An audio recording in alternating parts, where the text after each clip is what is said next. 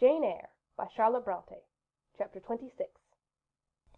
Sophie came at 7 to dress me. She was very long indeed in accomplishing her task, so long that Mr. Rochester, grown, I suppose, impatient of my delay, sent up to ask why I did not come. She was just fastening my veil, the plain square of blonde after all, to my hair with a brooch. I hurried from under her hands as soon as I could. "Stop!" she cried in French. "Look at yourself in the mirror. You have not taken one peep." So I turned at the door. I saw a robed and veiled figure, so unlike my usual self that it seemed almost the image of a stranger. "Jane!" called a voice, and I hastened down. I was received at the foot of the stairs by Mr. Rochester. "Lingerer," he said. "my brain is on fire with impatience, and you tarry so long." He took me into the dining-room, surveyed me keenly all over, pronounced me fair as a lily, and not only the pride of his life, but the desire of his eyes. And then telling me he would give me but 10 minutes to eat some breakfast, he rang the bell. One of his lately hired servants, a footman, answered it. Is John getting the carriage ready? Yes, sir. Is the luggage brought down? They are bringing it down, sir. Go you to the church. See if Mr. Wood, the clergyman, and the clerk are there. Return and tell me. The church, as the reader knows, was but just beyond the gates. The footman soon returned. Mr. Wood is in the vestry, sir, putting on his surplice. And the carriage? The horses are harnessing. We shall not want it to go to church, but it must be ready the moment we return. All the boxes and luggage arranged and strapped on, and the coachman in his seat. Yes, sir. Jane, are you ready? I rose. There were no groomsmen, no bridesmaids, no relatives to wait for or marshal. None but Mr. Rochester and I. Mrs. Fairfax stood in the hall as we passed. I would fain have spoken to her, but my hand was held by a grasp of iron. I was hurried along by a stride I could hardly follow, and to look at Mr. Rochester's face was to feel that not a second of delay would be tolerated for any purpose. I wonder what other bridegroom ever looked as he did, so bent up to a purpose, so grimly resolute, or who under such steadfast brows ever revealed such flaming and flashing eyes. I know not whether the day was fair or foul. In descending the drive I gazed neither on sky nor earth. My heart was with my eyes, and both seemed migrated into Mr. Rochester's frame. I wanted to see the invisible thing on which, as we went along, he appeared to fasten a glance fierce and fell. I wanted to feel the thoughts whose force he seemed breasting and resisting. At the churchyard wicket he stopped. He discovered I was quite out of breath. Am I cruel in my love? He said. Delay an instant. Lean on me, Jane. And now I can recall the picture of the grey old house of God rising calm before me, of a rook wheeling round the steeple, of a ruddy morning sky beyond. I remember something, too, of the green grave mounds. And I have not forgotten either 2 figures of strangers straying amongst the low hillocks, and reading the mementos graven on the few mossy headstones. I noticed them, because as they saw us, they passed round to the back of the church, and I doubted not they were going to enter by the side aisle door, and witness the ceremony. By Mr. Rochester they were not observed. He was earnestly looking at my face, from which the blood had, I dare say, momentarily fled, for I felt my forehead dewy, and my cheeks and lips cold. When I rallied, which I soon did, he walked gently with me up the path to the porch. We entered the quiet and humble temple. The priest waited in his white surplice at the lowly altar, the clerk beside him. All was still. 2 shadows only moved in a remote corner. My conjecture had been correct. The strangers had slipped in before us, and they now stood by the vault of the Rochesters, their backs towards us, viewing through the rails of the old time-stained marble tomb, where a kneeling angel guarded the remains of Damer de Rochester, slain at Marston Moor in the time of the Civil Wars, and of Elizabeth, his wife. Our place was taken at the communion rails. Hearing a cautious step behind me, I glanced over my shoulder. One of the strangers, a gentleman evidently, was advancing up the chancel. The service began.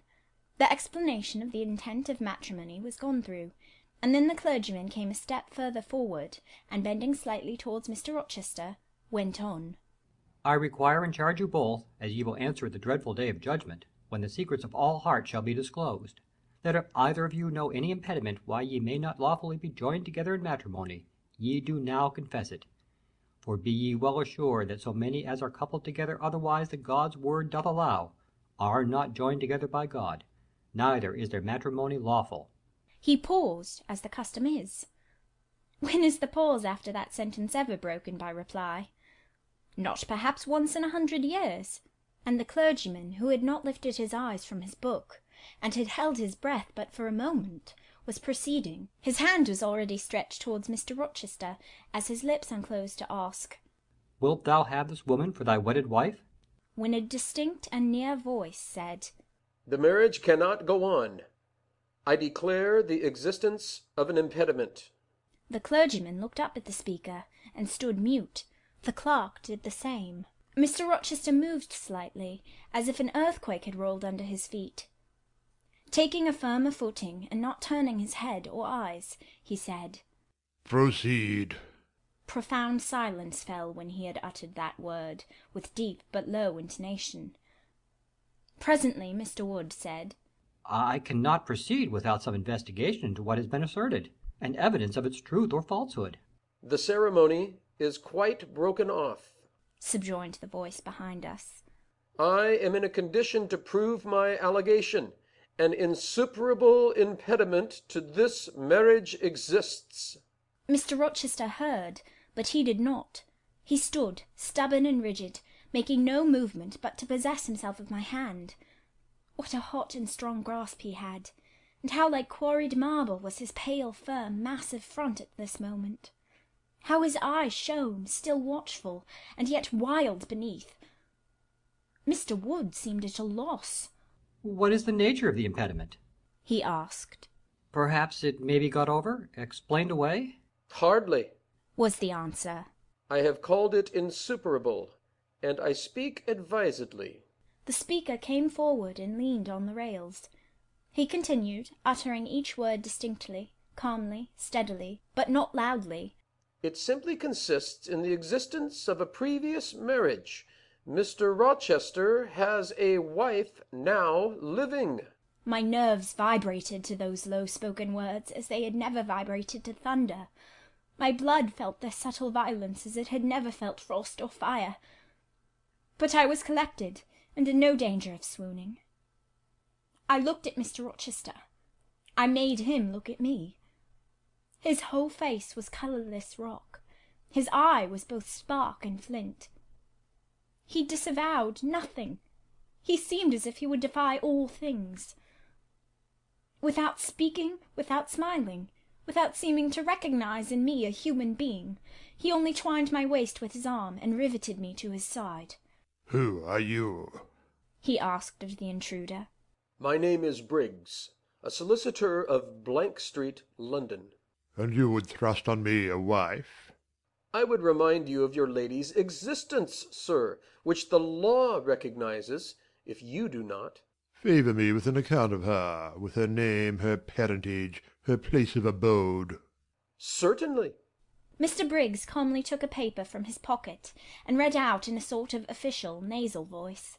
I affirm and can prove that on the 20th of October A.D., a date of 15 years back, Edward Fairfax Rochester of Thornfield Hall in the county of Blank and of Ferndean Manor in Blankshire, England, was married to my sister Bertha Antoinetta Mason, daughter of Jonas Mason, merchant, and of Antoinetta his wife, a Creole, at Blank Church, Spanish Town, Jamaica.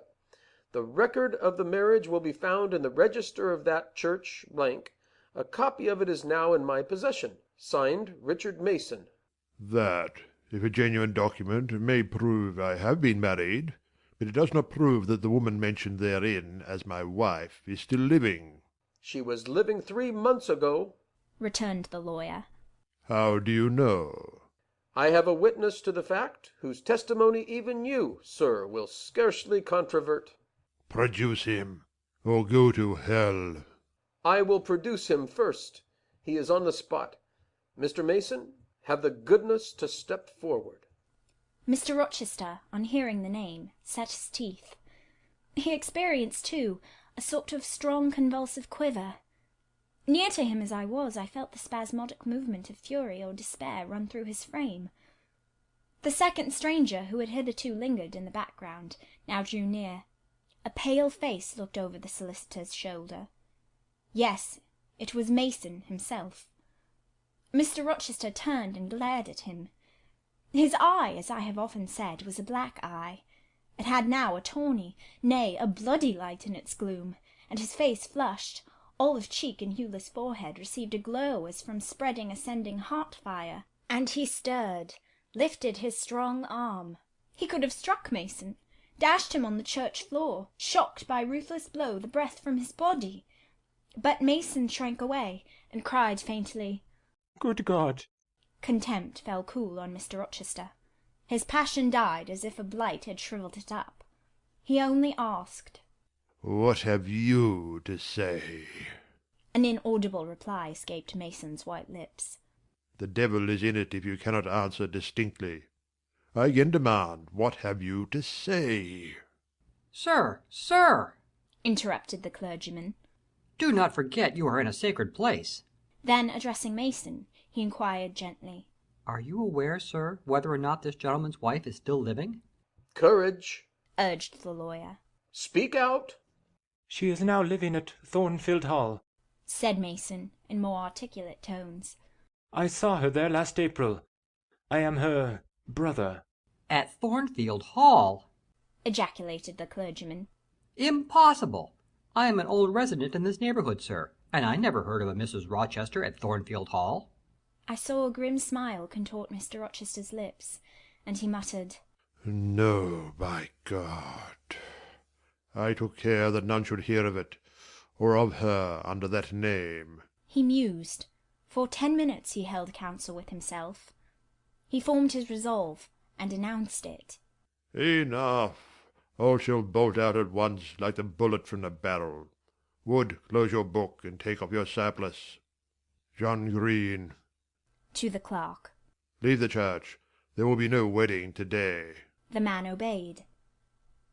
Mr. Rochester continued, hardily and recklessly. Bigamy is an ugly word. I meant, however, to be a bigamist, but fate has outmanoeuvred me, or Providence has checked me. Perhaps the last. I am little better than a devil at this moment, and, as my pastor there would tell me, deserve, no doubt, the sternest judgments of God, even to the quenchless fire and deathless worm. Gentlemen, my plan is broken up. What this lawyer and his client say is true. I have been married, and the woman to whom I was married lives. You say you never heard of a Mrs. Rochester at the house up yonder, Wood? But I dare say you have many a time inclined your ear to gossip about the mysterious lunatic, kept there under watch and ward.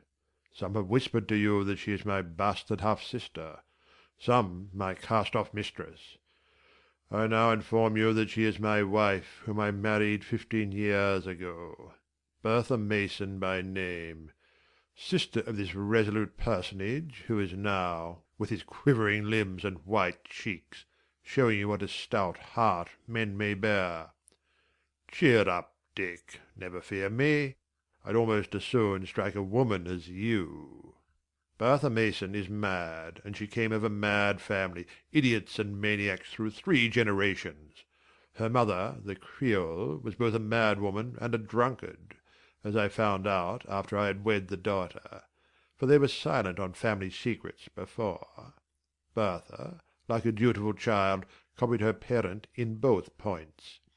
I had a charming partner, pure, wise, modest. You could fancy I was a happy man. I went through rich scenes. Oh, my experience has been heavenly, if you only knew it. But I owe you no further explanation. Briggs, Wood, Mason, I invite you all to come up to the house and visit Mrs. Poole's patient and my wife. You shall see what sort of a being I was cheated into espousing, and judge whether or not I had the right to break the compact, and seek sympathy with something at least human. This girl," he continued, looking at me, "knew no more than you would of the disgusting secret. She thought all was fair and legal, and never dreamt she was going to be entrapped into a feigned union with a defrauded wretch, already bound to a bad, mad, and imbruted partner. Come, all of you, follow." Still holding me fast, he left the church. The 3 gentlemen came after. At the front door of the hall we found the carriage. "Take it back to the coach-house, John," said Mr. Rochester, coolly. "It will not be wanted to-day." At our entrance, Mrs. Fairfax, Adèle, Sophie, Leah, advanced to meet and greet us. "To the right, about, every soul," cried the master. "Away with your congratulations. Who wants them? Not I. They are 15 years too late." He passed on and ascended the stairs, still holding my hand, and still beckoning the gentlemen to follow him, which they did. We mounted the first staircase, passed up the gallery, proceeded to the 3rd story. The low black door, opened by Mr. Rochester's master key, admitted us to the tapestried room, with its great bed and its pictorial cabinet. "You know this place, Mason?" said our guide. "She bit and stabbed you here." He lifted the hangings from the wall, uncovering the 2nd door. This too he opened.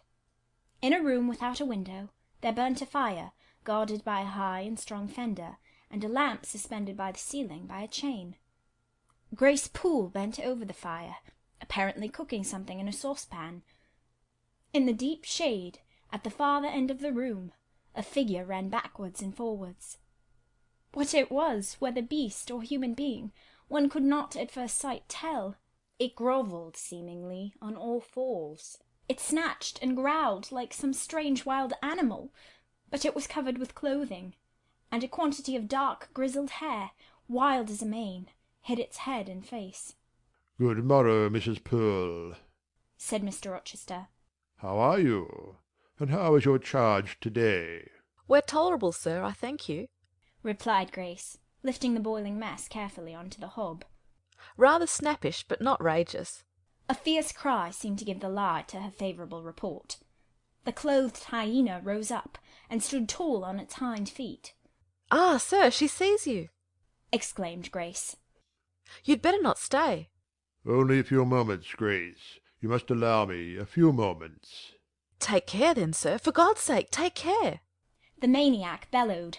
She parted her shaggy locks from her visage, and gazed wildly at her visitors. I recognised well that purple face, those bloated features. Mrs. Poole advanced. "Keep out of the way," said Mr. Rochester, thrusting her aside. "She has no knife now, I suppose, and I'm on my guard." "One never knows what she has, sir. She is so cunning, it is not in the mortal discretion to fathom her craft." We had better leave her, whispered Mason. "Go to the devil," was his brother-in-law's recommendation. "Where?" cried Grace. The 3 gentlemen retreated simultaneously. Mr. Rochester flung me behind him.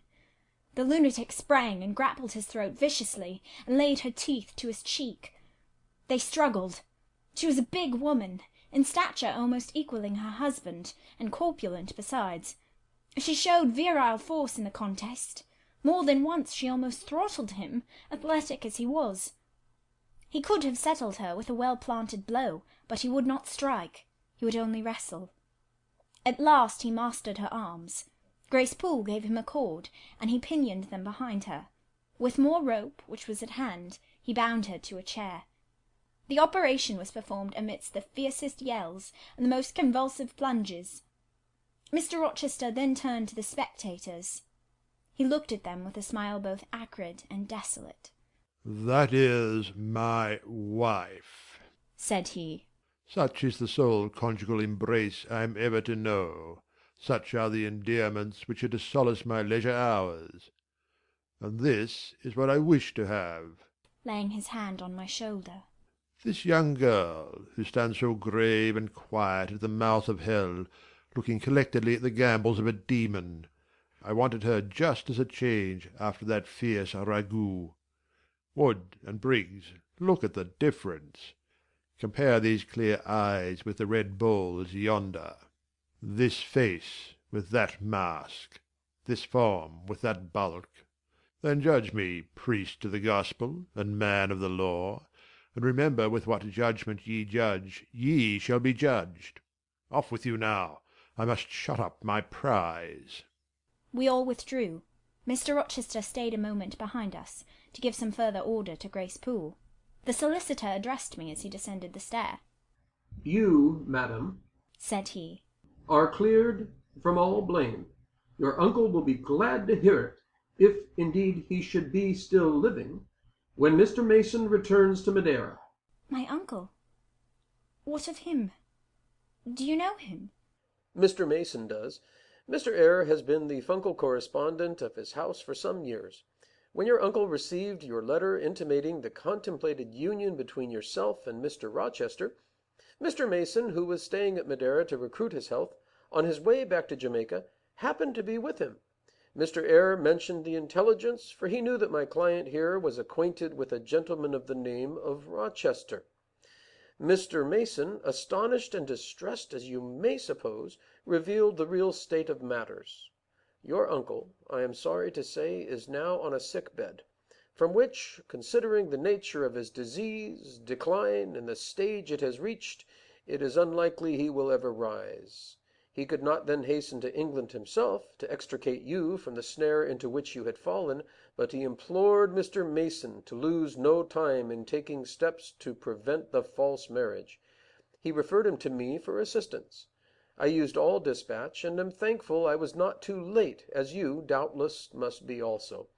Were I not morally certain that your uncle will be dead ere you reach Madeira, I would advise you to accompany Mr. Mason back.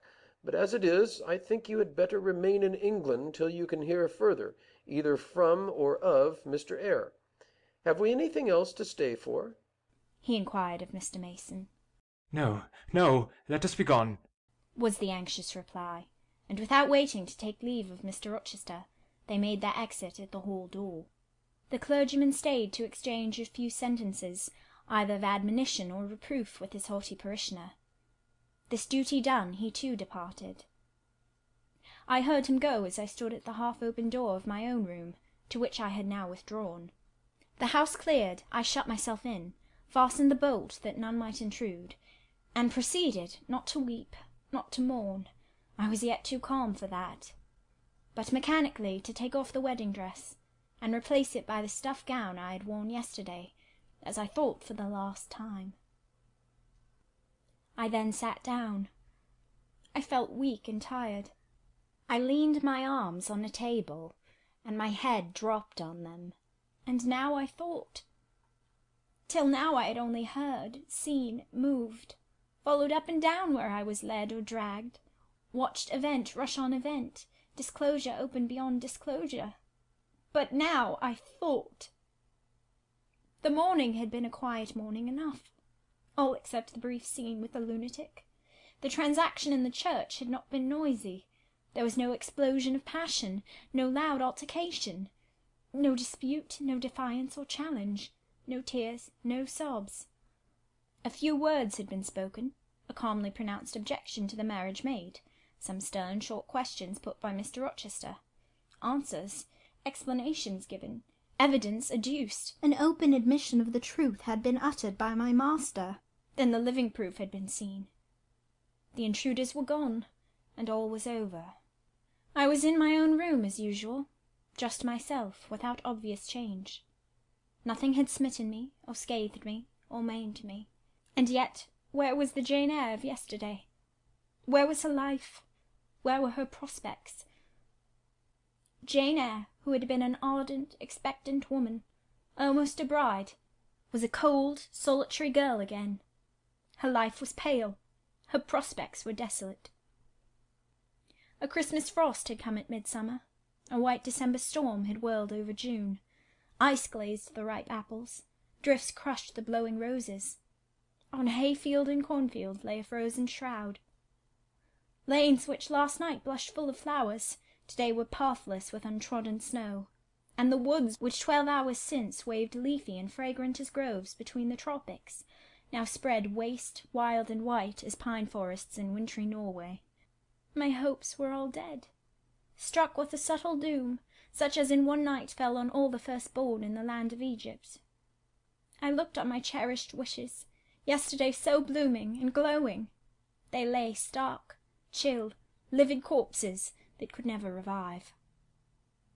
I looked at my love, that feeling which was my master's, which he had created. It shivered in my heart, like a suffering child in a cold cradle. Sickness and anguish had seized it. It could not seek Mr. Rochester's arms. It could not derive warmth from his breast. Oh, never more could it turn to him, for faith was blighted, confidence destroyed. Mr. Rochester was not to me what he had been, for he was not what I had thought him. I would not ascribe vice to him. I would not say he had betrayed me, but the attribute of stainless truth was gone from his idea, and from his presence I must go. That I perceived well. When, how, whither, I could not yet discern. But he himself, I doubted not, would hurry me from Thornfield. Real affection, it seemed, he could not have for me. It had been only fitful passion. That was balked. He would want me no more. I should fear even to cross his path now. My view must be hateful to him. Oh, how blind had been my eyes! How weak my conduct! My eyes were covered and closed. Eddying darkness seemed to swim round me, and reflection came in as black and confused a flow. Self-abandoned, relaxed and effortless, I seemed to have laid me down in the dried-up bed of a great river. I heard a flood loosened in remote mountains, and felt the torrent come. To rise I had no will, to flee I had no strength. I lay faint, longing to be dead. One idea only still throbbed lifelike within me, a remembrance of God. It begot an unuttered prayer. These words went wandering up and down in my rayless mind, as something that should be whispered, but no energy was found to express them. Be not far from me, for trouble is near. There is none to help. It was near, and as I had lifted no petition to heaven to avert it, as I had neither joined my hands, nor bent my knees, nor moved my lips, it came. In full heavy swing the torrent poured over me. The whole consciousness of my life lorn, my love lost, my hope quenched, my faith death-struck, swayed full and mighty above me in one sullen mass. That bitter hour cannot be described. In truth, the waters came into my soul. I sank in deep mire. I felt no standing. I came into deep waters. The floods overflowed me. End of chapter 26.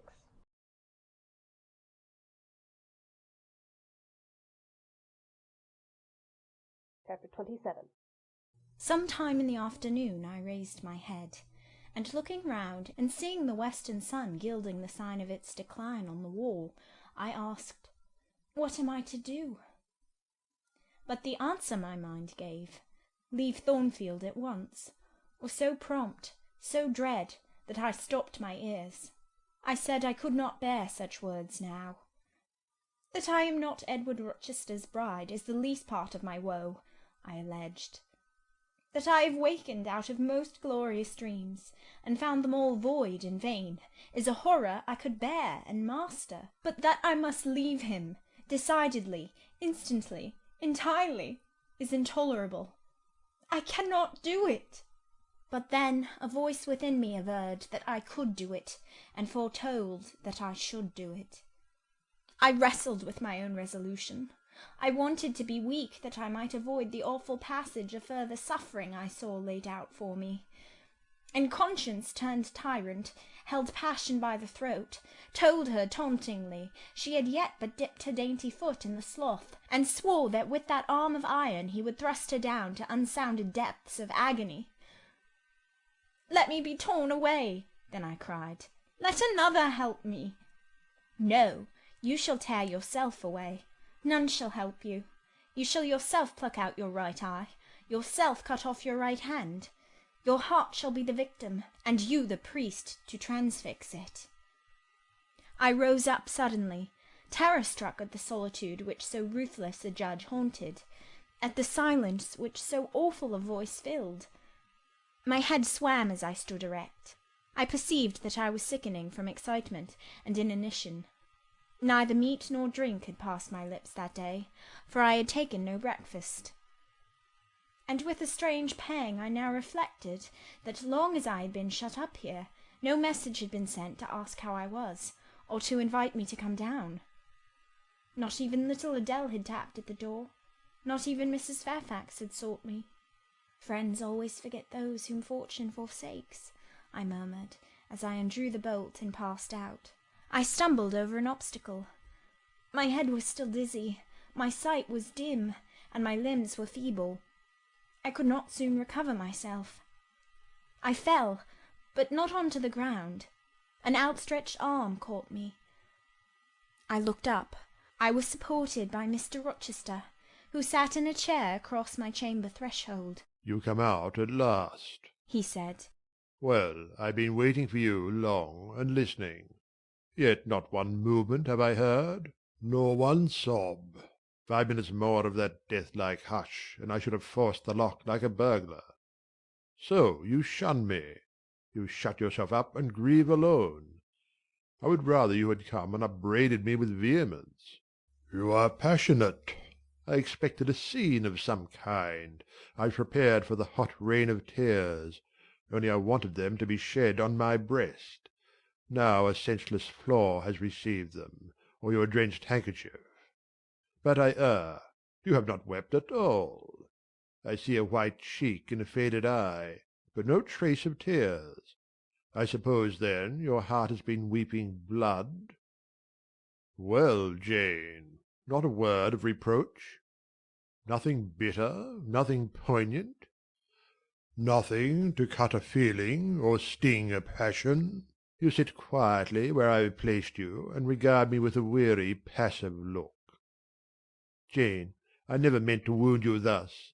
If the man who had but one little ewe lamb that was dear to him as a daughter, that ate of his bread and drank of his cup and lay in his bosom, had by some mistake slaughtered it at the shambles, he would not have rued his bloody blunder more than I now rue mine. Will you ever forgive me? Reader, I forgave him at the moment, and on the spot. There was such deep remorse in his eye, such true pity in his tone, such manly energy in his manner, and besides there was such unchanged love in his whole look and mien. I forgave him all, yet not in words, not outwardly, only at my heart's core.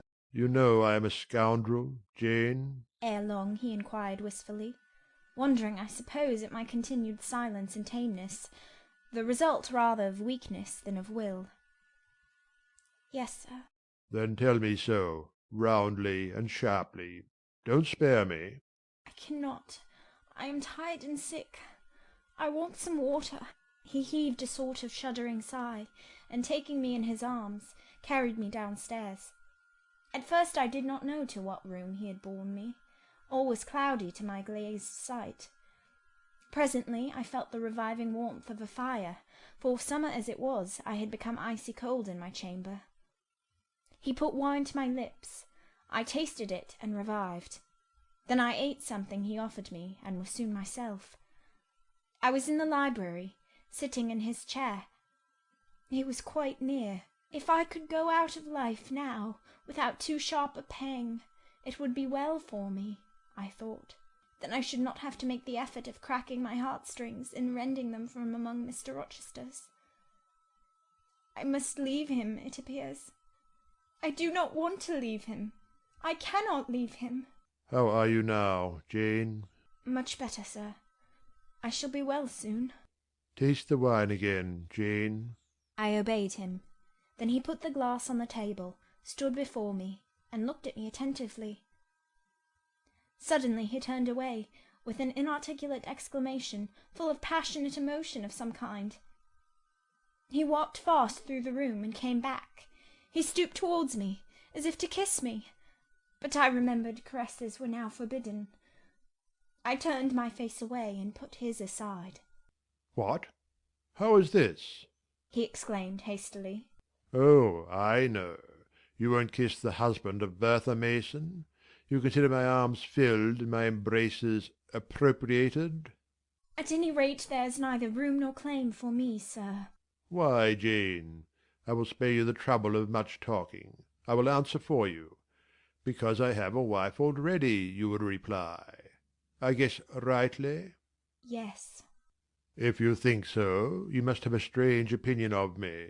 You must regard me as a plotting profligate, a base and low rake who has been simulating disinterested love in order to draw you into a snare deliberately laid, and strip you of honour and rob you of self-respect. What do you say to that? I see you can say nothing in the first place. You are faint still, and have enough to do to draw your breath. In the second place, you cannot yet accustom yourself to accuse and revile me, and besides, the floodgates of tears are opened, and they would rush out if you spoke much. And you have no desire to expostulate, to upbraid, to make a scene. You are thinking how to act. Talking, you consider, is of no use. I know you. I am on my guard. Sir, I do not wish to act against you, I said, and my unsteady voice warned me to curtail my sentence. Not in your sense of the word, but in mine you are scheming to destroy me. You have as good as said that I am a married man. As a married man you will shun me, keep out of my way. Just now you have refused to kiss me. You intend to make yourself a complete stranger to me, to live under this roof only as Adèle's governess. If ever I say a friendly word to you, if ever a friendly feeling inclines you again to me, you will say, "That man had nearly made me his mistress. I must be ice and rock to him, and ice and rock you will accordingly become." I cleared and steadied my voice to reply. All is changed about me, sir. I must change too. There is no doubt of that.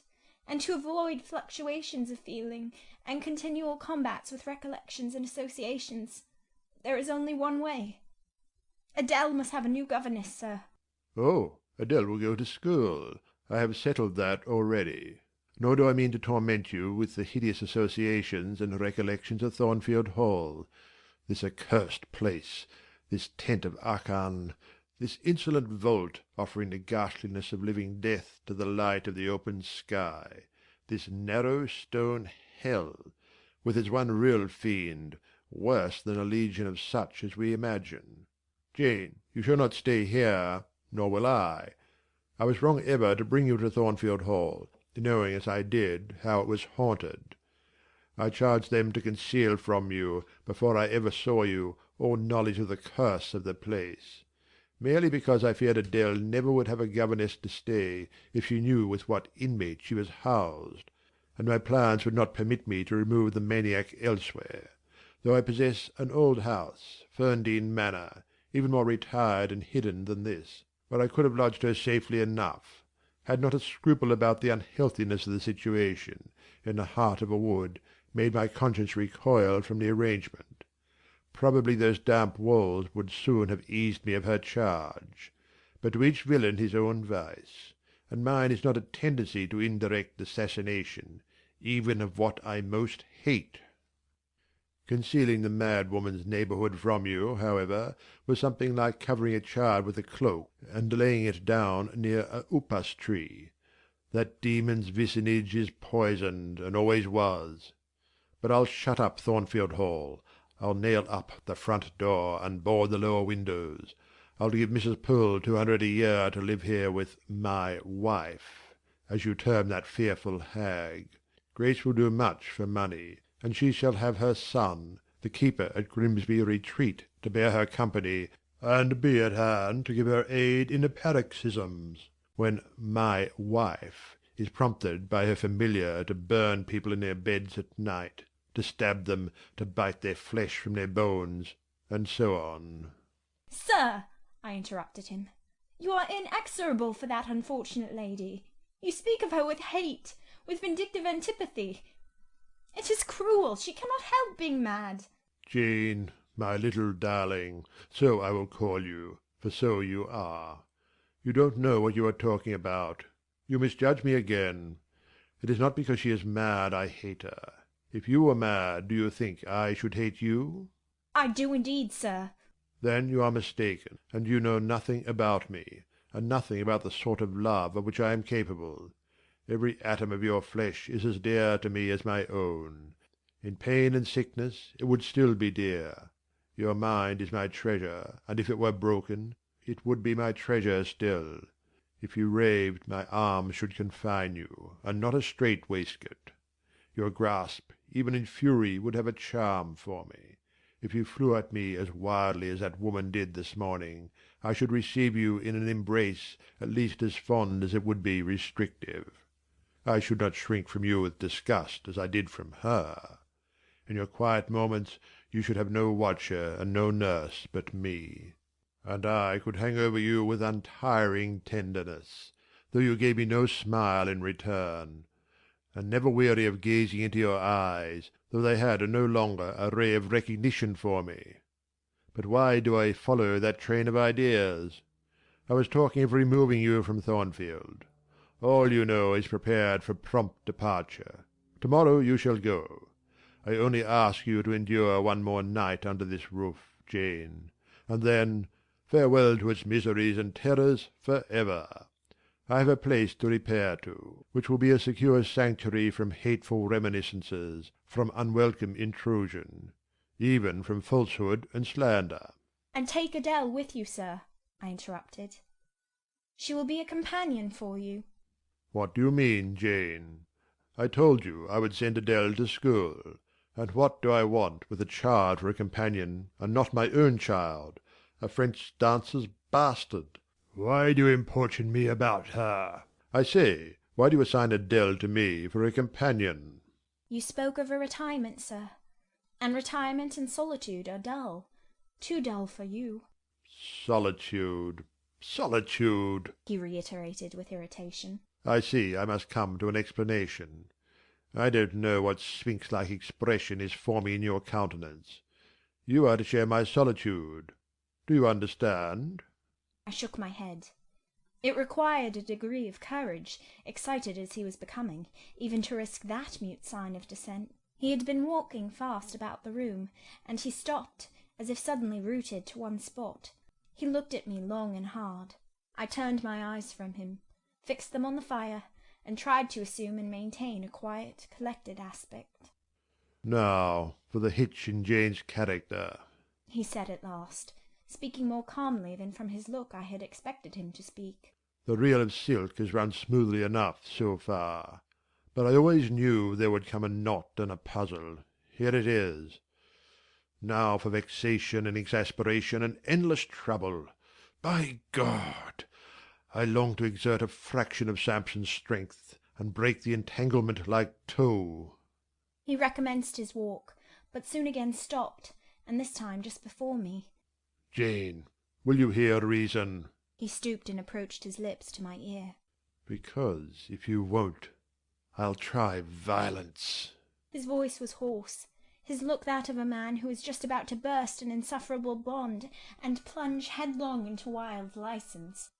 I saw that in another moment, and with one impetus of frenzy more, I should be able to do nothing with him. The present, the passing second of time, was all I had in which to control and restrain him. A movement of repulsion, flight, fear would have sealed my doom, and his. But I was not afraid, not in the least. I felt an inward power, a sense of influence which supported me. The crisis was perilous, but not without its charm, such as the Indian perhaps feels when he slips over the rapid in his canoe. I took hold of his clenched hand, loosened the contorted fingers, and said to him soothingly, "Sit down. I'll talk to you as long as you like, and hear all you have to say, whether reasonable or unreasonable." He sat down, but he did not get leave to speak directly. I had been struggling with tears for some time. I had taken great pains to repress them, because I knew he would not like to see me weep. Now, however, I considered it well to let them flow as freely and as long as they liked. If the flood annoyed him, so much the better. So I gave way, and cried heartily. Soon I heard him earnestly entreating me to be composed. I said I could not, while he was in such a passion. But I am not angry, Jane. I only love you too well, and you had steeled your little pale face with such a resolute frozen look, I could not endure it. Hush now, and wipe your eyes. His softened voice announced that he was subdued, so I, in my turn, became calm. Now he made an effort to rest his head on my shoulder, but I would not permit it. Then he would draw me to him. No, Jane, Jane, he said, in such an accent of bitter sadness it thrilled along every nerve I had. you don't love me then. It was only my station and the rank of my wife that you valued. Now that you think me disqualified to become your husband, you recoil from my touch as if I were some toad or ape. These words cut me. Yet what could I do or I say? I ought probably to have done or said nothing, but I was so tortured by a sense of remorse at thus hurting his feelings, I could not control the wish to drop balm where I had wounded. "I do love you," I said, "more than ever. But I must not show or indulge the feeling, and this is the last time I must express it." The last time, Jane. What? Do you think you can live with me, and see me daily, and yet, if you still love me, be always cold and distant? No, sir, that I am certain I could not, and therefore I see there is but one way.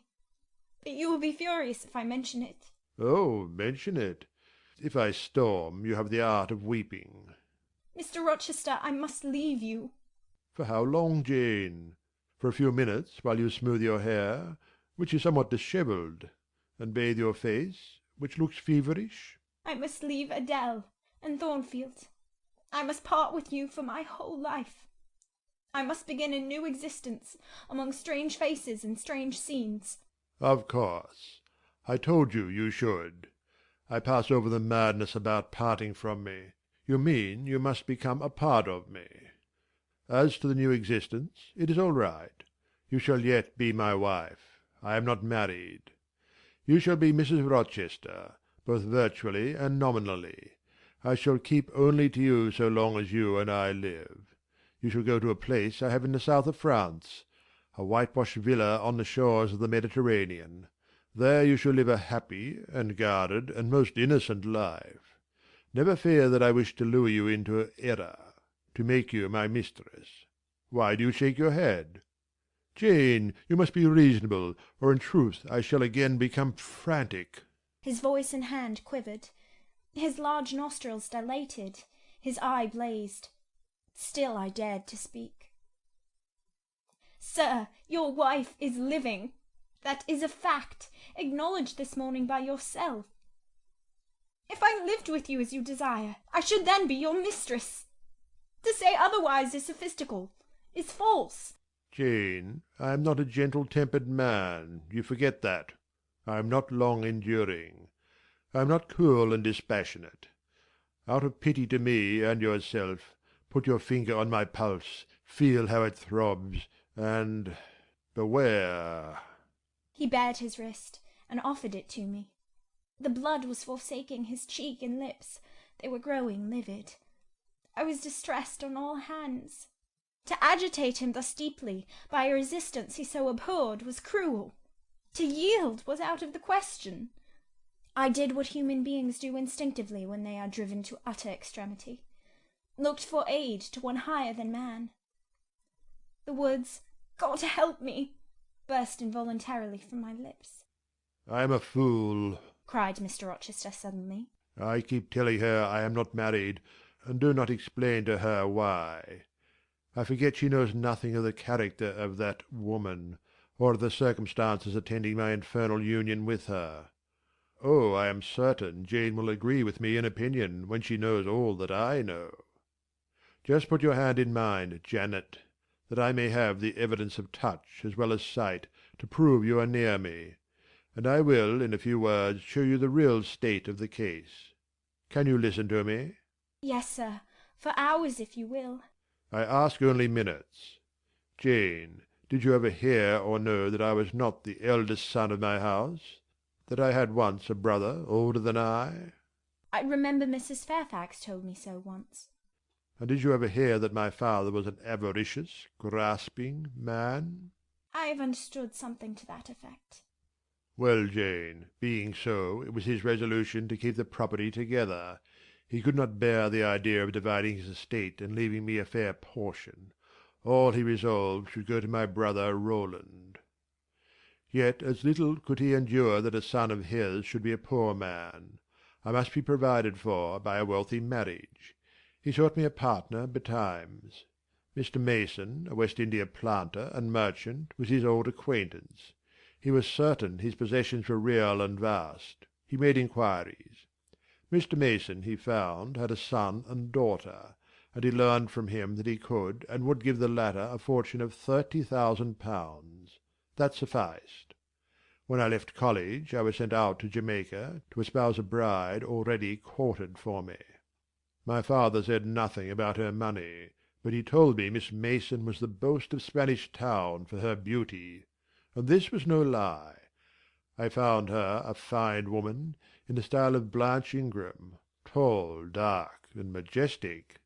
Her family wished to secure me because I was of a good race, and so did she. They showed her to me in parties, splendidly dressed. I seldom saw her alone, and had very little private conversation with her. She flattered me, and lavishly displayed for my pleasure her charms and accomplishments. All the men in her circle seemed to admire her and envy me. I was dazzled, stimulated, my senses were excited, and being ignorant, raw, and inexperienced, I thought I loved her. There is no folly so besotted that the idiotic rivalries of society, the prurience, the rashness, the blindness of youth, will not hurry a man to its commission. Her relatives encouraged me. Competitors piqued me. She allured me. A marriage was achieved almost before I knew where I was. Oh, I have no respect for myself when I think of that act. An agony of inward contempt masters me. I never loved, I never esteemed, I did not even know her. I was not sure of the existence of one virtue in her nature. I had marked neither modesty, nor benevolence, nor candour, nor refinement in her mind or manners. And I married her. Gross, grovelling, mole-eyed blockhead that I was. With less sin I might have—but let me remember to whom I am speaking. My bride's mother I had never seen. I understood she was dead. The honeymoon over, I learned my mistake. She was only mad and shut up in a lunatic asylum. There was a younger brother too, a complete dumb idiot. The elder one, whom you have seen, and whom I cannot hate whilst I abhor all his kindred, because he has some grains of affection in his feeble mind, shown in the continued interest he takes in his wretched sister, and also in a dog-like attachment he once bore me, will probably be in the same state one day. My father and my brother Roland knew all this, but they thought only of the £30,000, and joined in the plot against me.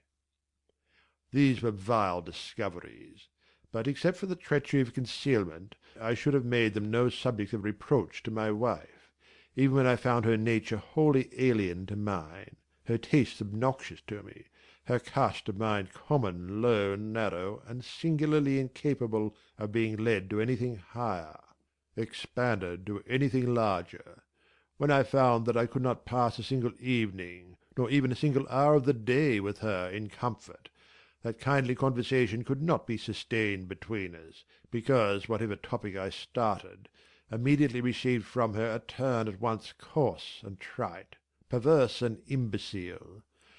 When I perceived that I should never have a quiet or settled household, because no servant would bear the continued outbreaks of her violent and unreasonable temper, or the vexations of her absurd, contradictory, exacting orders, even then I restrained myself. I eschewed upbraiding, I curtailed remonstrance. I tried to devour my repentance and disgust in secret. I repressed the deep antipathy I felt. Jane, I will not trouble you with abominable details. Some strong words shall express what I have to say. I lived with that woman upstairs 4 years, and before that time she had tried me indeed.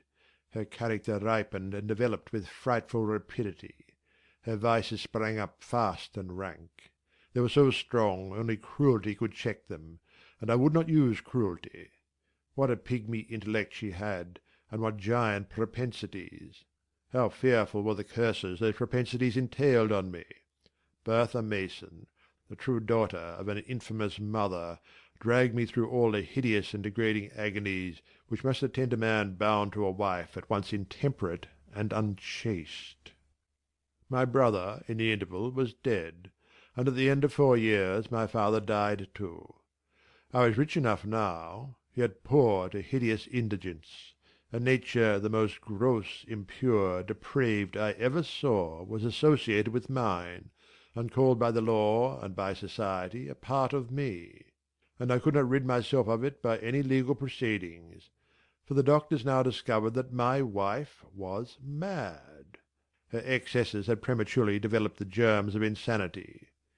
Jane, you don't like my narrative. You look almost sick. Shall I defer the rest to another day? No, sir, finish it now. I pity you. I do earnestly pity you.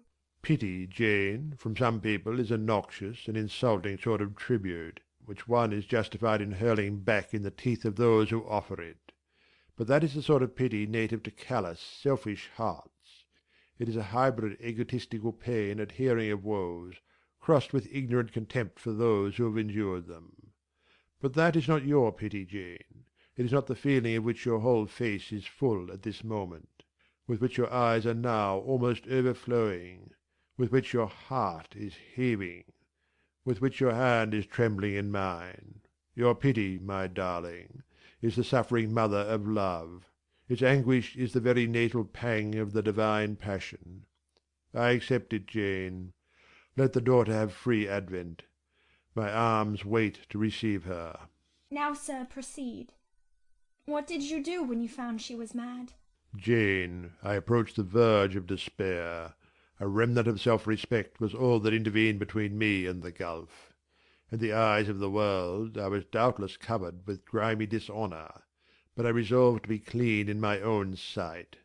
And to the last I repudiated the contamination of her crimes, and wrenched myself from connection with her mental defects. Still, society associated my name and person with hers.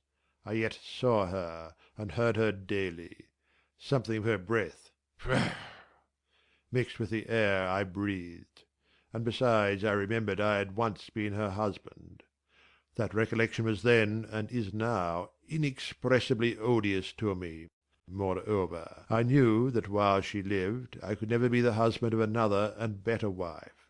And though 5 years my senior, her family and her father had lied to me even in the particular of her age. She was likely to live as long as I, being as robust in frame as she was infirm in mind. Thus, at the age of 26, I was hopeless.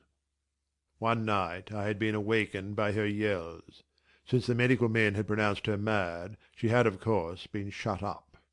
It was a fiery West Indian night, one of the description that frequently precede the hurricanes of those climates. Being unable to sleep in bed, I got up and opened the window. The air was like sulphur steams. I could find no refreshment anywhere. Mosquitoes came buzzing in and hummed sullenly round the room. The sea, which I could hear from thence, rumbled dull like an earthquake. Black clouds were casting up over it. The moon was setting in the waves, broad and red, like a hot cannon-ball. She threw her last bloody glance over a world quivering with the ferment of tempest. I was physically influenced by the atmosphere and scene, and my ears were filled with the curses the maniac still shrieked out, wherein she momentarily mingled my name with such a tone of demon hate, with such language. No professed harlot ever had a fouler vocabulary than she. Though 2 rooms off I heard every word, the thin partitions of the West India house opposing but slight obstruction to her wolfish cries. "This life," said I at last, "is hell. This is the air. Those are the sounds of the bottomless pit. I have a right to deliver myself from it, if I can. The sufferings of this mortal state will leave me with the heavy flesh that now cumbers my soul. Of the fanatics burning eternity I have no fear. There is not a future state worse than this present one. Let me break away and go home to God. I said this whilst I knelt down at and unlocked a trunk which contained a brace of loaded pistols. I mean to shoot myself. I only entertained the intention for a moment, for, not being insane, the crisis of exquisite and unalloyed despair, which had originated the wish and design of self-destruction, was past in a second. A wind fresh from Europe blew over the ocean and rushed through the open casement. The storm broke, streamed, thundered, blazed, and the air grew pure. I then framed and fixed a resolution. While I walked under the dripping orange trees of my wet garden, and amongst its drenched pomegranates and pineapples, and while the refulgent dawn of the tropics kindled around me, I reasoned thus, Jane. And now listen, for it was true wisdom that consoled me in that hour, and showed me the right path to follow. The sweet wind from Europe was still whispering in refreshed leaves, and the Atlantic was thundering in glorious liberty. My heart, dried up and scorched for a long time, swelled to the tone and filled with living blood. My being longed for renewal. My soul thirsted for a pure draught. I saw hope revive, and felt regeneration possible. From a flowery arch at the bottom of my garden I gazed over the sea, bluer than the sky. The old world was beyond. Clear prospects opened thus. "Go," said Hope, "and live again in Europe. There it is not known what a sullied name you bear, nor what a filthy burden is bound to you. You may take the maniac with you to England. Confine her with due attendance and precautions at Thornfield. Then travel yourself to what clime you will, and form what new tie you like.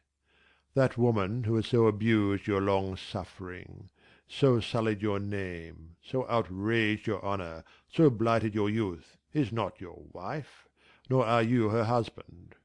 See that she is cared for as her condition demands, and you have done all that God and humanity require of you. Let her identity, her connection with yourself, be buried in oblivion. You are bound to impart them to no living being. Place her in safety and comfort, shelter her degradation with secrecy, and leave her." I acted precisely on this suggestion. My father and brother had not made my marriage known to their acquaintance, because, in the very first letter I wrote to apprise them of the union, having already begun to experience the extreme disgust of its consequences, and from the family character and constitution, seeing a hideous future opening to me, I added an urgent charge to keep it secret, and very soon the infamous conduct of the wife my father had selected for me was such as to make him blush to own her as his daughter-in-law. Far from desiring to publish the connection, he became as anxious to conceal it as myself. To England, then, I conveyed her. A fearful voyage I had with such a monster in the vessel. Glad was I when I at last got her to Thornfield, and saw her safely lodged in that third-story room, of whose secret inner cabinet she has now for 10 years made a wild beast's den, a goblin's cell. I had some trouble in finding an attendant for her, as it was necessary to select one on whose fidelity dependence could be placed, for her ravings would inevitably betray my secret. Besides, she had lucid intervals of days, sometimes weeks, which she filled up with abuse of me. At last I hired Grace Poole from the Grimsby retreat. She and the surgeon, Carter, who dressed Mason's wounds that night he was stabbed and worried, are the only two I have ever admitted to my confidence. Mrs. Fairfax may indeed have suspected something, but she could have gained no precise knowledge as to facts. Grace has on the whole proved a good keeper, though owing partly to a fault of her own, of which it appears nothing can cure her, and which is incident to her harassing profession, her vigilance has been more than once lulled and baffled. The lunatic is both cunning and malignant. She has never failed to take advantage of her guardian's temporary lapses. Once to secrete the knife with which she stabbed her brother, and twice to possess herself of the keys of her cell, and issue therefrom in the night time. On the first of these occasions she perpetrated the attempt to burn me in my bed. On the second she paid that ghastly visit to you. I thank Providence, who watched over you, that she then spent her fury on your wedding apparel, which perhaps brought back vague reminiscences of her own bridal days. But on what might have happened I cannot endure to reflect. When I think of the thing which flew at my throat this morning, hanging its black and scarlet visage over the nest of my dove, my blood curdles. "And what, sir," I asked while he paused, "did you do when you had settled her here? Where did you go?" What did I do, Jane? I transformed myself into a will-o'-the-wisp. Where did I go? I pursued wanderings as wild as those of the March spirit. I sought the continent, and went devious through all its lands. My fixed desire was to seek and find a good and intelligent woman whom I could love, a contrast to the fury I left at Thornfield. "But you could not marry, sir." I had determined and was convinced that I could and ought. It was not my original intention to deceive, as I have deceived you. I meant to tell my tale plainly, and make my proposals openly; and it appeared to me so absolutely rational that I should be considered free to love and be loved. I never doubted some woman might be found willing and able to understand my case and accept me, in spite of the curse with which I was burdened. "Well, sir?" When you are inquisitive, Jane, you always make me smile. You open your eyes like an eager bird, and make every now and then a restless movement, as if answers in speech did not flow fast enough for you, and you wanted to read the tablet of one's heart. But before I go on, tell me what you meant by your "well, sir." It is a small phrase very frequent with you, and which many a time has drawn me on and on through interminable talk. I don't very well know why. "I mean, what next? How did you proceed? What came of such an event?" Precisely. And what do you wish to know now? "Whether you found anyone you liked? Whether you asked her to marry you? And what she said?" I can tell you whether I found anyone I liked, and whether I asked her to marry me. But what she said is yet to be recorded in the book of fate. For 10 long years I roved about, living first in one capital, then another; sometimes in St. Petersburg, oftener in Paris; occasionally in Rome, Naples, and Florence. Provided with plenty of money and the passport of an old name, I could choose my own society; no circles were closed against me. I sought my ideal of a woman amongst English ladies, French countesses, Italian signoras, and German Grafinnen. I could not find her. Sometimes for a fleeting moment I thought I caught a glance, heard a tone, beheld a form, which announced the realization of my dream. But I was presently undeserved. You are not to suppose that I desired perfection, either of mind or person. I longed only for what suited me, for the antipodes of the Creole. And I longed vainly. Amongst them all I found not one whom, had I been ever so free, I, warned as I was of the risks, the horrors, the loathings of incongruous unions, would have asked to marry me. Disappointment made me reckless. I tried dissipation, never debauchery; that I hated and hate. That was my Indian Messalina's attribute. Rooted disgust at it and her restrained me much, even in pleasure. Any enjoyment that bordered on riot seemed to approach me to her and her vices, and I eschewed it. Yet I could not live alone, so I tried the companionship of mistresses. The first I chose was Céline Varens, another of those steps which make a man spurn himself when he recalls them. You already know what she was, and how my liaison with her terminated.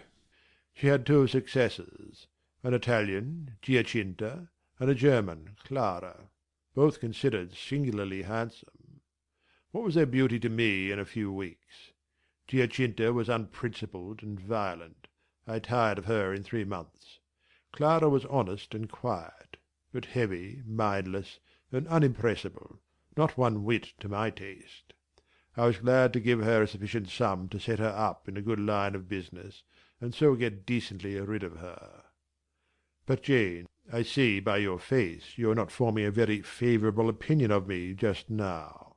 You think me an unfeeling, loose-principled rake, don't you? I don't like you so well as I have done sometimes, indeed, sir. Did it not seem to you in the least wrong to live in that way, first with one mistress and then another? You talk of it as a mere matter of course. It was, with me, and I did not like it. It was a grovelling fashion of existence. I should never like to return to it. Hiring a mistress is the next worst thing to buying a slave. Both are often by nature, and always by position, inferior, and to live familiarly with inferiors is degrading. I now hate the recollection of the time I passed with Celine, Giacinta, and Clara. I felt the truth of these words, and I drew from them the certain inference that if I was so far to forget myself and all the teaching that had ever been instilled into me, as under any pretext, with any justification, through any temptation, to become the successor of these poor girls, he would one day regard me with the same feeling which now in his mind desecrated their memory. I did not give utterance to this conviction. It was enough to feel it. I impressed it on my heart that it might remain there to serve me as aid in the time of trial. Now, Jane, why don't you say, "Well, sir"? I have not done. You are looking grave. You disapprove of me still, I see. But let me come to the point. Last January, rid of all mistresses, in a harsh, bitter frame of mind, the result of a useless, roving, lonely life, corroded with disappointment, sourly disposed against all men, and especially against all womankind, for I began to regard the notion of an intellectual, faithful, loving woman as a mere dream. Recalled by business, I came back to England. On a frosty winter afternoon I rode in sight of Thornfield Hall. Abhorred spot! I expected no peace, no pleasure there. On a stile in Hay Lane I saw a quiet little figure sitting by itself. I passed it as negligently as I did the pollard willow opposite to it. I had no presentiment of what it would be to me, no inward warning that the arbitress of my life, my genius for good or evil, waited there in humble guise. I did not know it, even when, on the occasion of Mesrour's accident, it came up and gravely offered me help. Childish and slender creature! It seemed as if a linnet had hopped to my foot and proposed to bear me on its tiny wing. I was surly, but the thing would not go. It stood by me with a strange perseverance, and looked and spoke with a sort of authority. I must be aided, and by that hand. And aided I was. When once I had pressed the frail shoulder, something new, a fresh sap and sense, stole into my frame. It was well I had learnt that this elf must return to me, that it belonged to my house down below, or I could not have felt it pass away from under my hand, and seen it vanish behind the dim hedge without singular regret. I heard you come home that night, Jane, though probably you were not aware that I thought of you or watched for you. The next day I observed you, myself unseen, for half an hour, while you played with Adèle in the gallery. It was a snowy day, I recollect, and you could not go out of doors. I was in my room. The door was ajar. I could both listen and watch. Adèle claimed your outward attention for a while. Yet I fancied your thoughts were elsewhere. But you were very patient with her, my little Jane. You talked to her and amused her a long time. When at last she left you, you lapsed at once into deep reverie. You betook yourself slowly to pace the gallery. Now and then, in passing a casement, you glanced out at the thick falling snow. You listened to the sobbing wind, and again you paced gently on and dreamed. I think those day visions were not dark. There was a pleasurable illumination in your eye occasionally, a soft excitement in your aspect, which told of no bitter, bilious, hypochondriac brooding. Your look revealed rather the sweet musings of youth, when its spirit follows on willing wings the flight of hope up and on to an ideal heaven. The voice of Mrs. Fairfax, speaking to a servant in the hall, wakened you, and how curiously you smiled too, and at yourself, Janet. There was much sense in your smile. It was very shrewd, and seemed to make light of your own abstraction. It seemed to say, "My fine visions are all very well, but I must not forget they are absolutely unreal. I have a rosy sky and a green flowery Eden in my brain, but without, I am perfectly aware, lies at my feet a rough tract to travel, and around me gather black tempests to encounter." You ran downstairs and demanded of Mrs. Fairfax some occupation, the weekly house accounts to make up, or something of that sort, I think it was.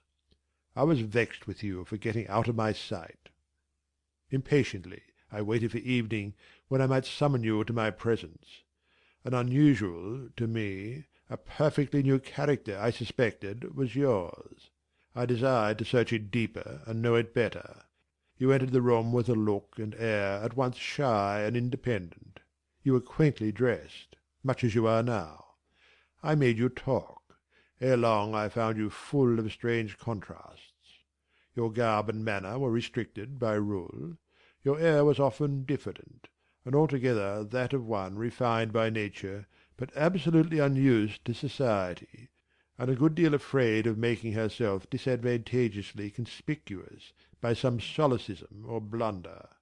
Yet when addressed you lifted a keen, a daring, and a glowing eye to your interlocutor's face. There was penetration and power in each glance you gave. When plied by close questions, you found ready and round answers. Very soon you seemed to get used to me. I believe you felt the existence of sympathy between you and your grim and cross master, Jane. For it was astonishing to see how quickly a certain pleasant ease tranquillized your manner. Snarl as I would, you showed no surprise, fear, annoyance, or displeasure at my moroseness. You watched me, and now and then smiled at me with a simple yet sagacious grace I cannot describe. I was at once content and stimulated with what I saw. I liked what I had seen, and wished to see more. Yet for a long time I treated you distantly, and sought your company rarely. I was an intellectual epicure, and wished to prolong the gratification of making this novel and piquant acquaintance. Besides, I was for a while troubled with a haunting fear that if I handled the flower freely, its bloom would fade, the sweet charm of freshness would leave it. I did not then know that it was no transitory blossom, but rather the radiant resemblance of one, cut in an indestructible gem. Moreover, I wished to see whether you would seek me if I shunned you. But you did not. You kept in the schoolroom as still as your own desk and easel. If by chance I met you, you passed me as soon, and with as little token of recognition as was consistent with respect. Your habitual expression in those days, Jane, was a thoughtful look. Not despondent, for you were not sickly, but not buoyant, for you had little hope and no actual pleasure. I wondered what you thought of me, or if you ever thought of me, and resolved to find this out. I resumed my notice of you. There was something glad in your glance and genial in your manner when you conversed. I saw you had a social heart. It was the silent schoolroom, it was the tedium of your life, that made you mournful. I permitted myself the delight of being kind to you. Kindness stirred emotion soon. Your face became soft in expression, your tones gentle. I liked my name pronounced by your lips in a grateful, happy accent.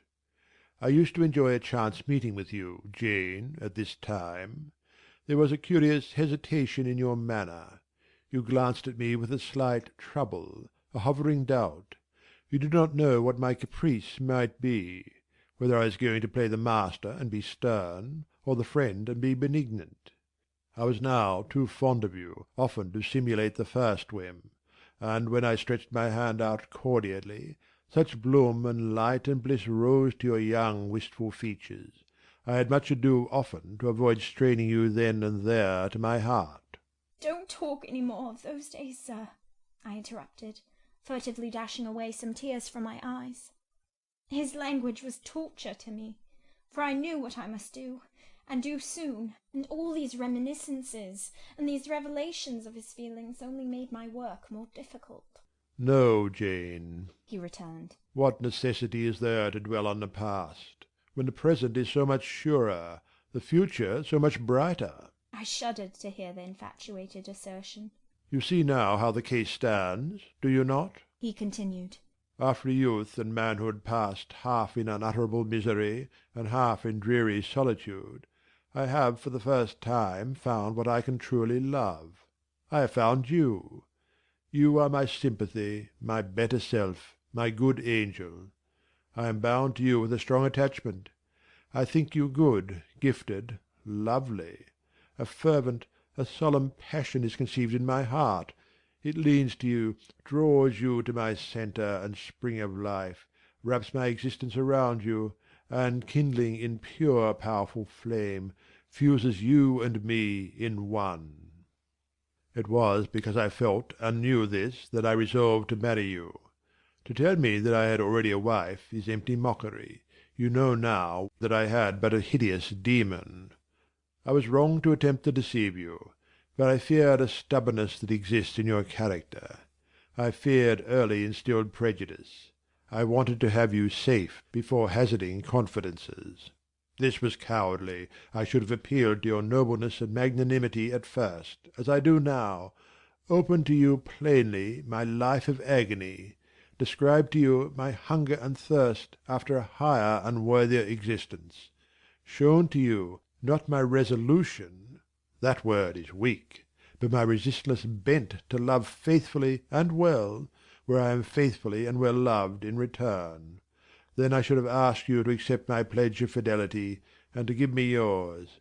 Jane, give it me now. A pause. Why are you silent, Jane? I was experiencing an ordeal. A hand of fiery iron grasped my vitals. Terrible moment, full of struggle, blackness, burning. Not a human being that ever lived could wish to be loved better than I was loved. And him who thus loved me I absolutely worshipped. And I must renounce love and idol. One drear word comprised my intolerable duty. Depart. Jane, you understand what I want of you? Just this promise. I will be yours, Mr. Rochester. Mr. Rochester, I will not be yours. Another long silence. Jane, recommenced he, with a gentleness that broke me down with grief, and turned to me stone cold with ominous terror, for the still voice was the pant of a lion rising. Jane, do you mean to go one way in the world, and let me go another? I do. Jane, bending towards and embracing me. Do you mean it now? I do. And now? Softly kissing my forehead and cheek. I do. Extricating myself from restraint rapidly and completely. Oh, Jane, this is bitter. This is wicked. It would not be wicked to love me. It would to obey you. A wild look raised his brows, crossed his features. He rose, but he forbore yet. I laid my hand on the back of a chair for support. I shook, I feared, but I resolved. One instant, Jane. Give one glance to my horrible life when you are gone. All happiness will be torn away with you. What then is left? For a wife I have but the maniac upstairs. As well might you refer me to some corpse in yonder churchyard. What shall I do, Jane? Where turn for a companion and for some hope? Do as I do. Trust in God and yourself.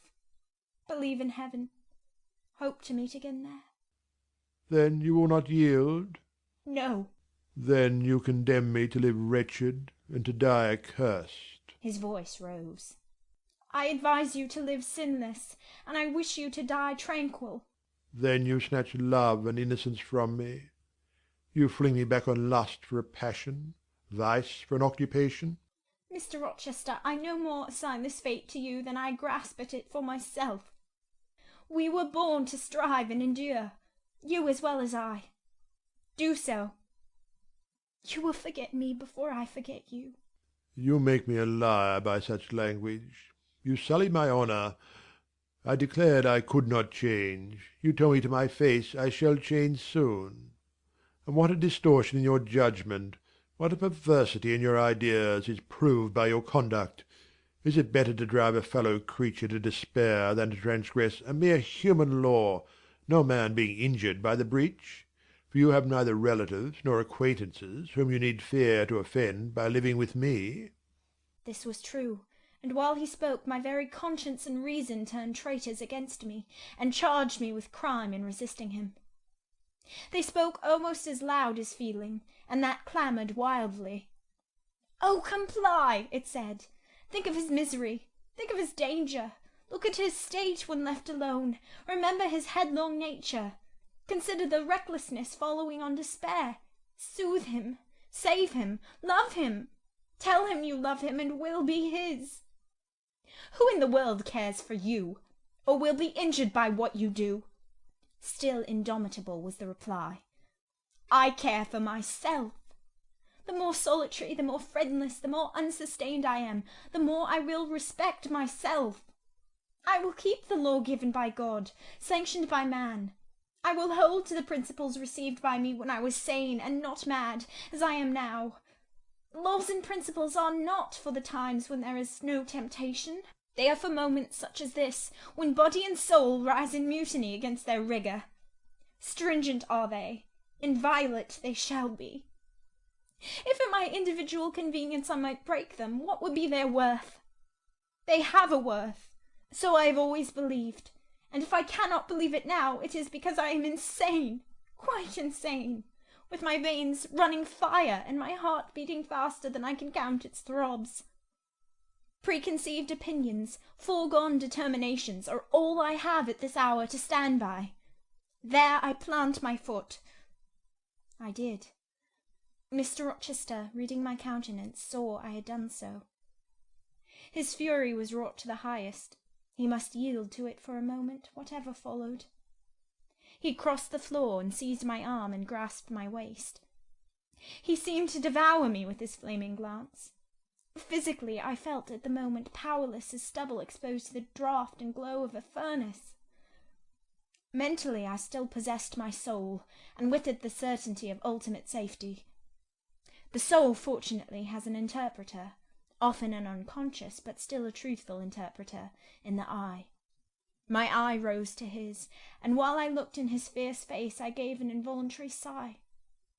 His gripe was painful, and my overtaxed strength almost exhausted. Never, said he, as he ground his teeth. Never was anything at once so frail and so indomitable. A mere reed she feels in my hand. And he shook me with the force of his hold. I could bend her with my finger and thumb. And what good would it do if I bent, if I uptore, if I crushed her? Consider that eye. Consider the resolute, wild, free thing looking out of it, defying me with more than courage, with a stern triumph. Whatever I do with this cage, I cannot get at it. The savage, beautiful creature! If I tear, if I rend the slight prison, my outrage will only let the captive loose. Conqueror I might be of the house, but the inmate would escape to heaven before I could call myself possessor of its clay dwelling place. And it is you, spirit, with will and energy and virtue and purity, that I want, not alone your brittle frame. Of yourself you could come with soft flight and nestle against my heart, if you would. Seized against your will, you will elude the grasp like an essence. You will vanish ere I inhale your fragrance. Oh, come, Jane, come! As he said this, he released me from his clutch, and only looked at me. The look was far worse to resist than the frantic strain. Only an idiot, however, would have succumbed now. I had dared and baffled his fury.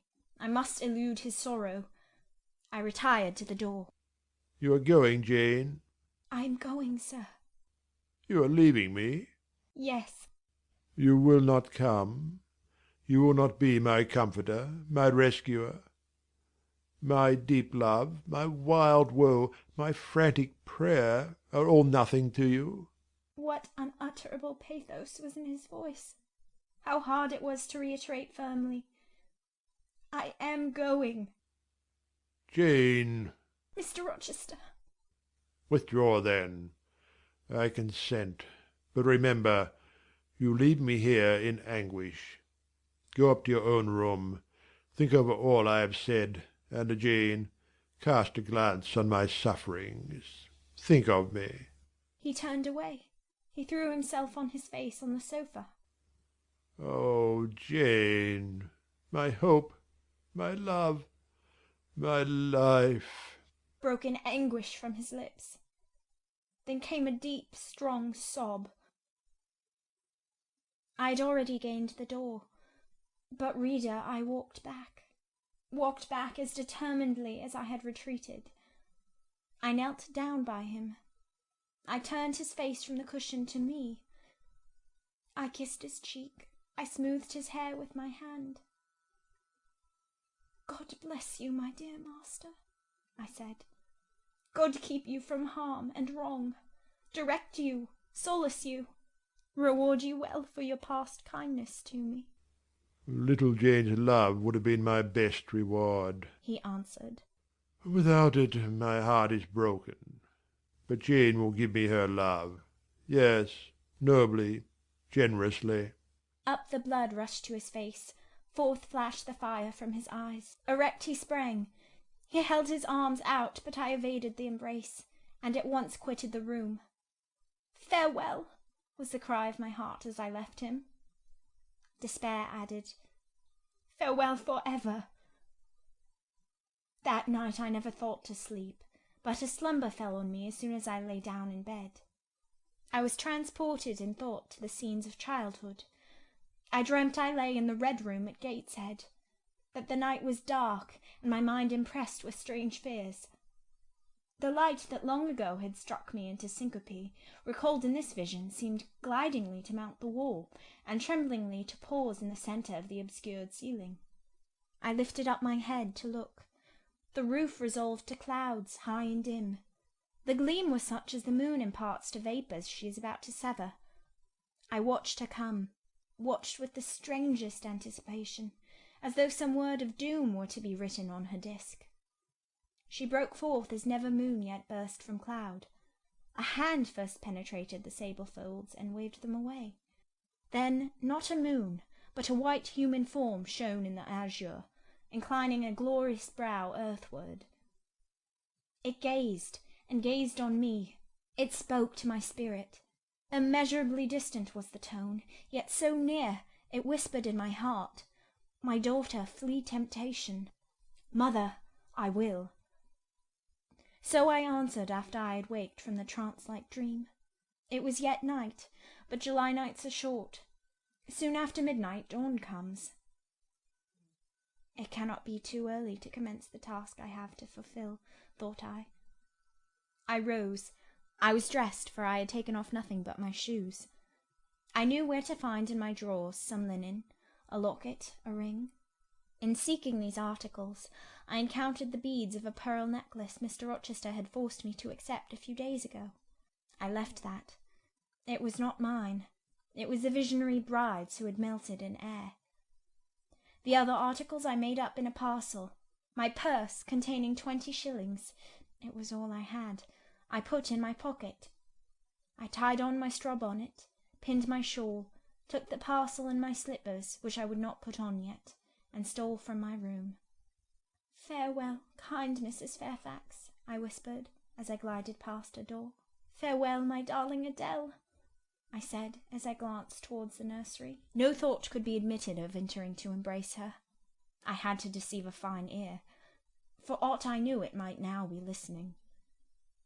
I would have got past Mr. Rochester's chamber without a pause, but my heart momentarily stopped its beat at that threshold. My foot was forced to stop also. No sleep was there. The inmate was walking restlessly from wall to wall, and again he sighed while I listened. There was a heaven, a temporary heaven, in this room for me if I chose. I had but to go in and to say, Mr. Rochester, I will love you and live with you through life till death, and a fount of rapture would spring to my lips. I thought of this. That kind master, who could not sleep now, was waiting with impatience for day. He would send for me in the morning. I should be gone. He would have me sought for, vainly. He would feel himself forsaken, his love rejected. He would suffer, perhaps grow desperate. I thought of this, too. My hand moved towards the lock. I caught it back and glided on.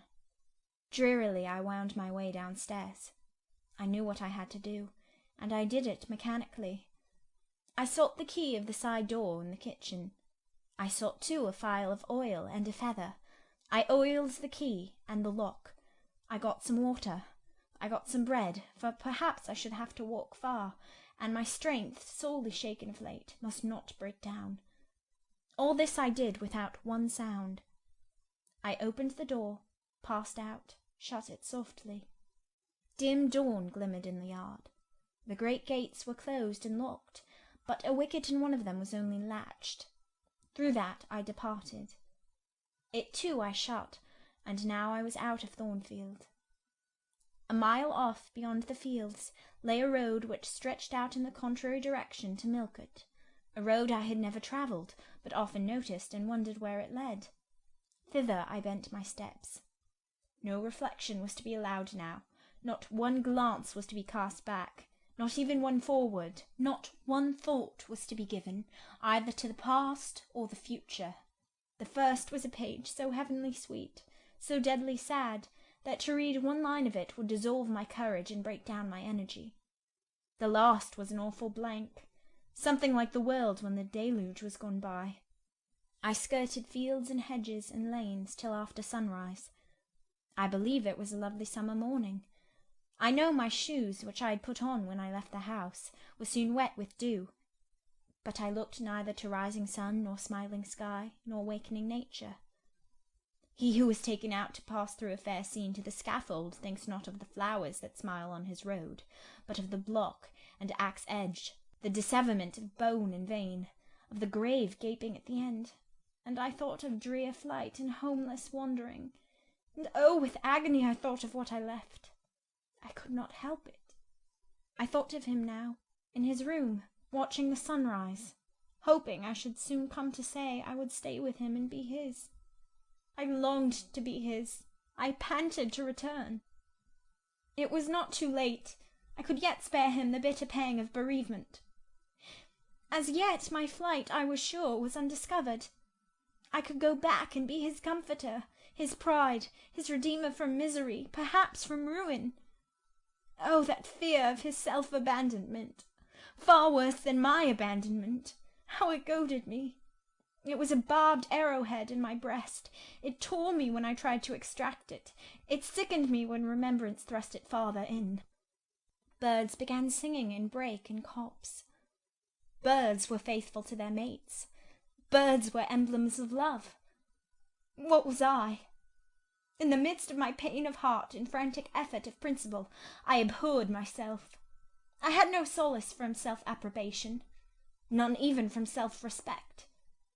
I had injured, wounded, left my master. I was hateful in my own eyes. Still I could not turn, nor retrace one step. God must have led me on. As to my own will or conscience, impassioned grief had trampled one and stifled the other. I was weeping wildly as I walked along my solitary way. Fast, fast I went like one delirious. A weakness, beginning inwardly, extending to the limbs, seized me, and I fell. I lay on the ground some minutes, pressing my face to the wet turf. I had some fear, or hope, that here I should die, but I was soon up, crawling forwards on my hands and knees, and then again raised to my feet, as eager and as determined as ever to reach the road. When I got there, I was forced to sit, to rest me under the hedge, and while I sat I heard wheels, and saw a coach come on. I stood up and lifted my hand. It stopped. I asked where it was going. The driver named a place a long way off, and where I was sure Mr. Rochester had no connections. I asked for what sum he would take me there. He said 30 shillings. I answered I had but 20. Well, he would try to make it do. He further gave me leave to get into the inside, as the vehicle was empty. I entered, was shut in, and it rolled on its way. Gentle reader, may you never feel what I then felt. May your eyes never shed such stormy, scalding, heart-wrung tears as poured from mine. May you never appeal to heaven in prayers so hopeless and so agonized as in that hour left my lips. For never may you, like me, dread to be the instrument of evil to what you wholly love. End of chapter 27.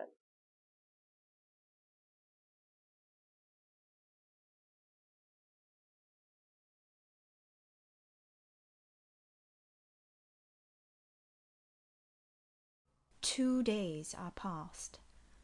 It is a summer evening. The coachman has set me down at a place called Whitcross. He could take me no farther for the sum I had given, and I was not possessed of another shilling in the world. The coach is a mile off by this time. I am alone. At this moment I discover that I forgot to take my parcel out of the pocket of the coach, where I had placed it for safety. There it remains. There it must remain, and now I am absolutely destitute. Whitcross is no town, nor even a hamlet. It is but a stone pillar set up where four roads meet, whitewashed, I suppose, to be more obvious at a distance and in darkness. Four arms spring from its summit. The nearest town to which these point is, according to the inscription, distant 10 miles, the farthest above 20. From the well-known names of these towns I learn in what county I have lighted. A North Midland shire, dusk with moorland, ridged with mountain. This I see. There are great moors behind and on each hand of me. There are waves of mountains far beyond that deep valley at my feet. The population here must be thin, and I see no passengers on these roads. They stretch out east, west, north, and south, white, broad, lonely. They are all cut in the moor, and the heather grows deep and wild to their very verge. Yet a chance traveller might pass by, and I wish no eye to see me now. Strangers would wonder what I am doing, lingering here at the signpost, evidently objectless and lost. I might be questioned. I could give no answer but what would sound incredible and excite suspicion. Not a tie holds me to human society at this moment. Not a charm or hope calls me where my fellow creatures are. None that saw me would have a kind thought or a good wish for me. I have no relative but the universal mother, Nature. I will seek her breast and ask repose. I struck straight into the heath. I held on to a hollow I saw deeply furrowing the brown moorside. I waded knee-deep in its dark growth. I turned with its turnings, and finding a moss-blackened granite crag in a hidden angle, I sat down under it. High banks of moor were about me. The crag protected my head. The sky was over that. Some time passed before I felt tranquil even here. I had a vague dread that wild cattle might be near, or that some sportsman or poacher might discover me.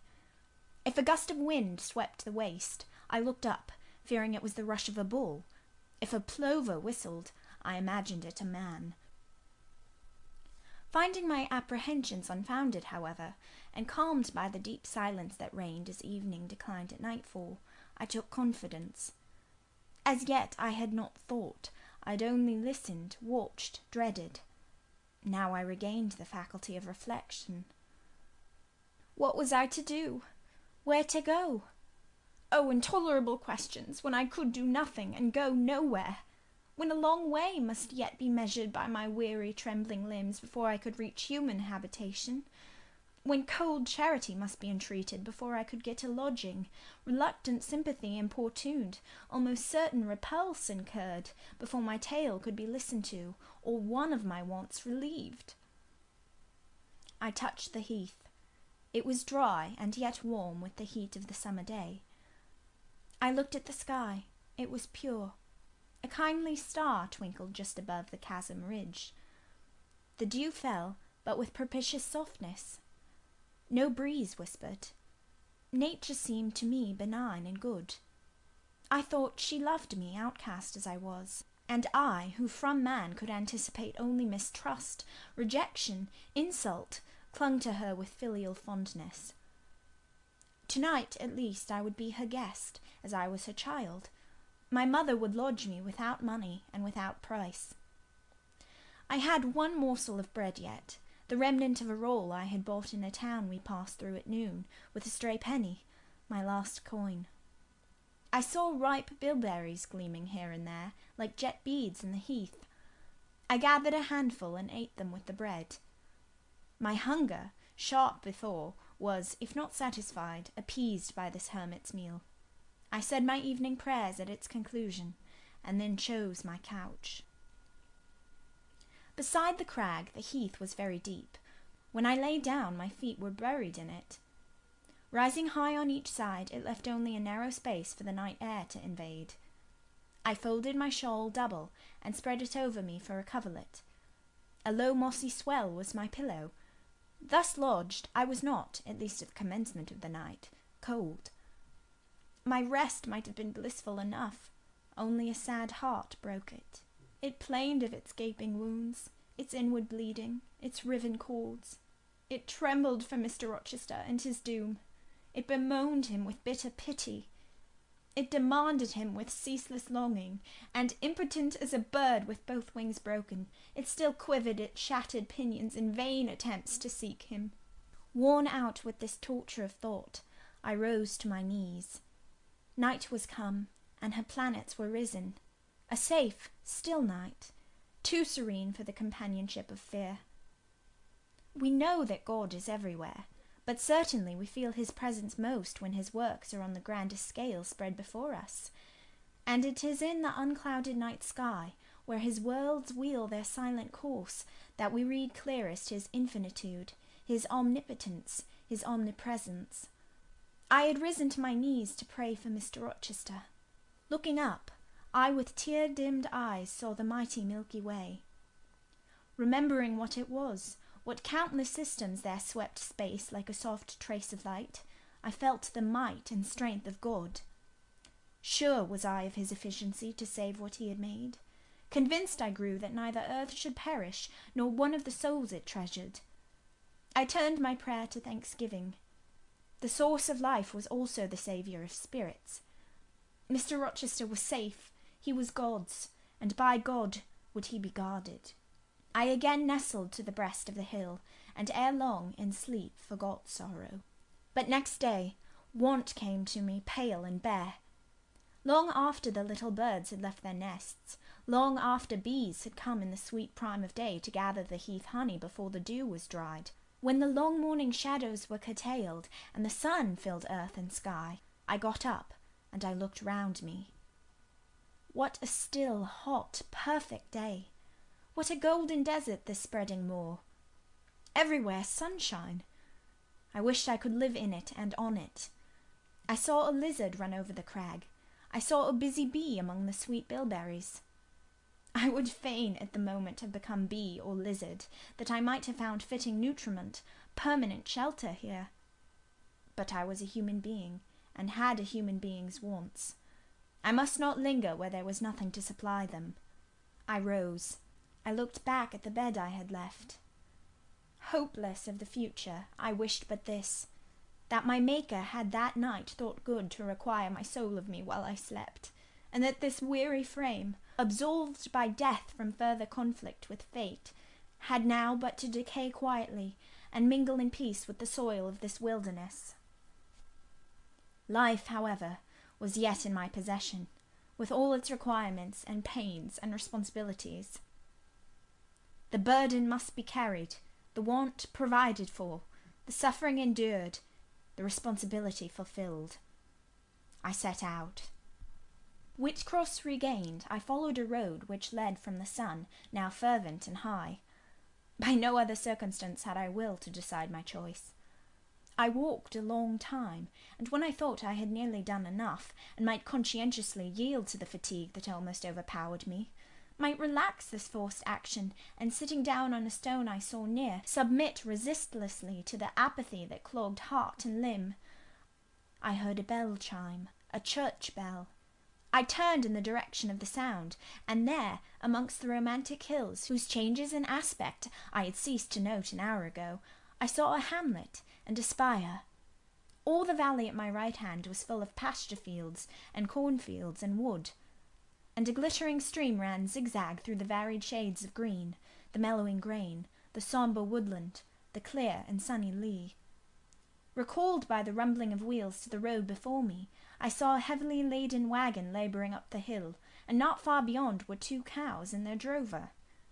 Human life and human labour were near. I must struggle on, strive to live, and bend to toil like the rest. About 2:00 p.m. I entered the village.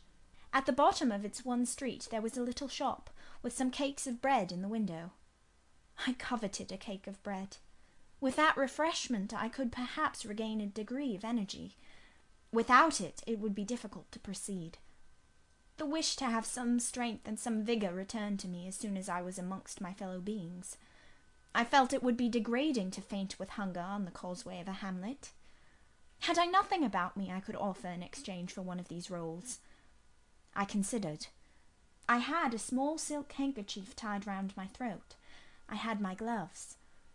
I could hardly tell how men and women in extremities of destitution proceeded. I did not know whether either of these articles would be accepted.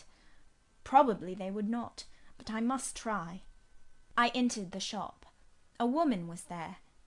Seeing a respectably dressed person, a lady as she supposed, she came forward with civility. How could she serve me? I was seized with shame.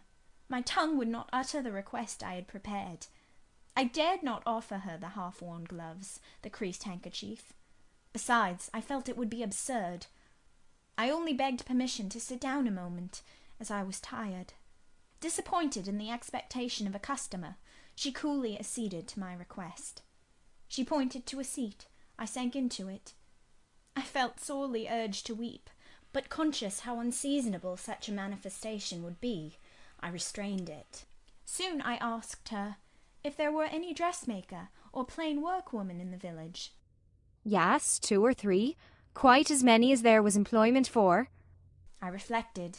I was driven to the point now. I was brought face to face with necessity. I stood in the position of one without a resource, without a friend, without a coin. I must do something. What? I must apply somewhere. Where? Did she know of any place in the neighbourhood where a servant was wanted? Nay, she couldn't say.